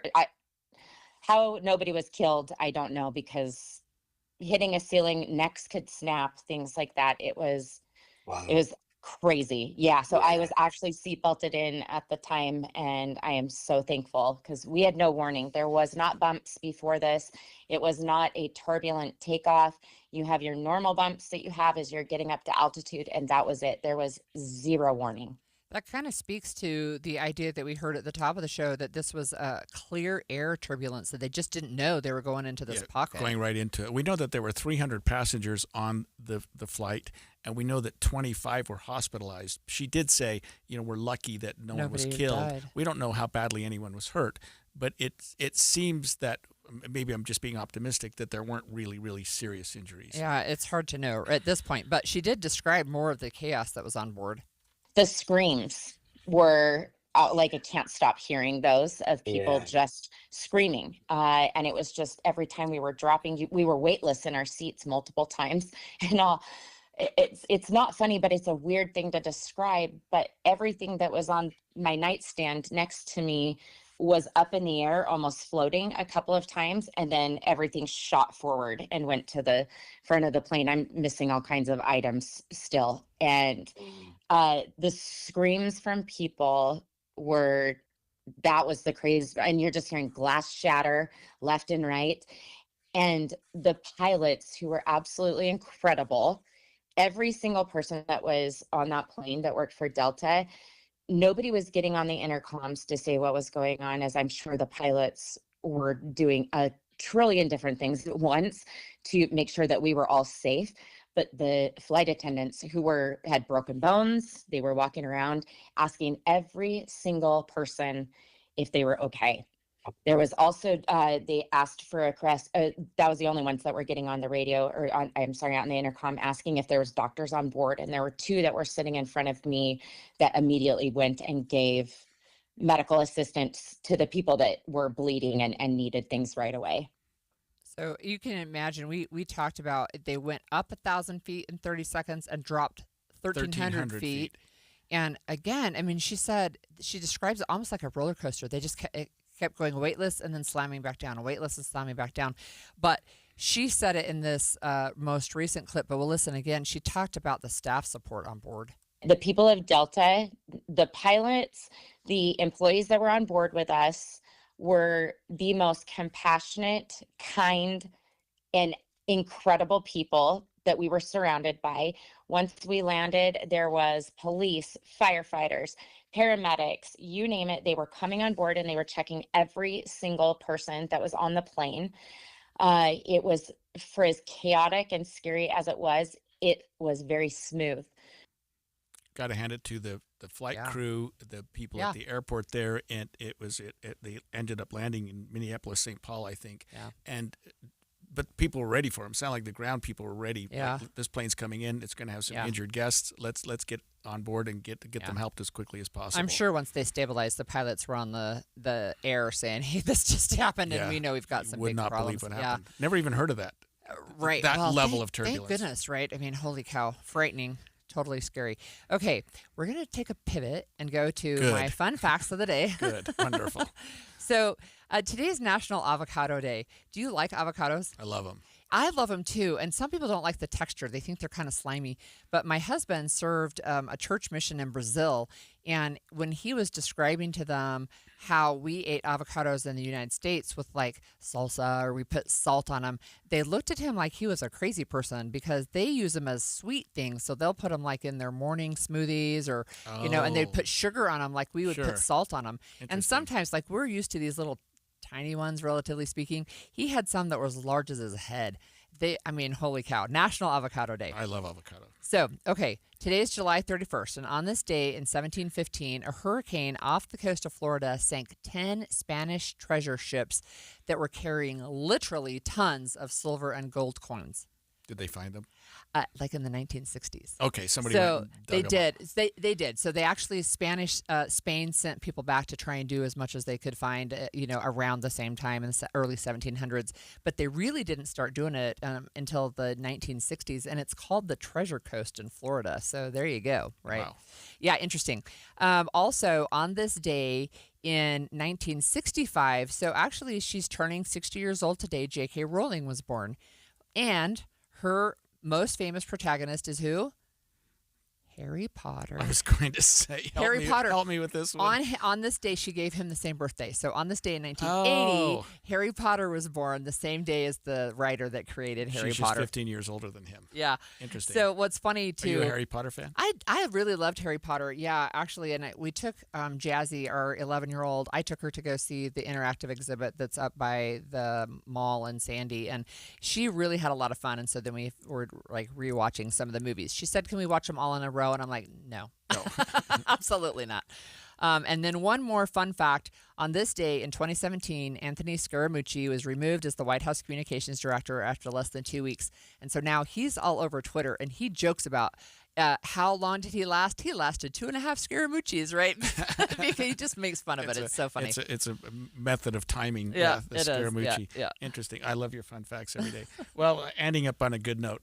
When we come back after, we'll have Midday with Maria Shaleo. So we'll hear more from a Utah doctor who was on board the turbulent Delta flight from Salt Lake City to Amsterdam. Is Midday. I'm Maria Shaleo. KSL's top story. A Utah doctor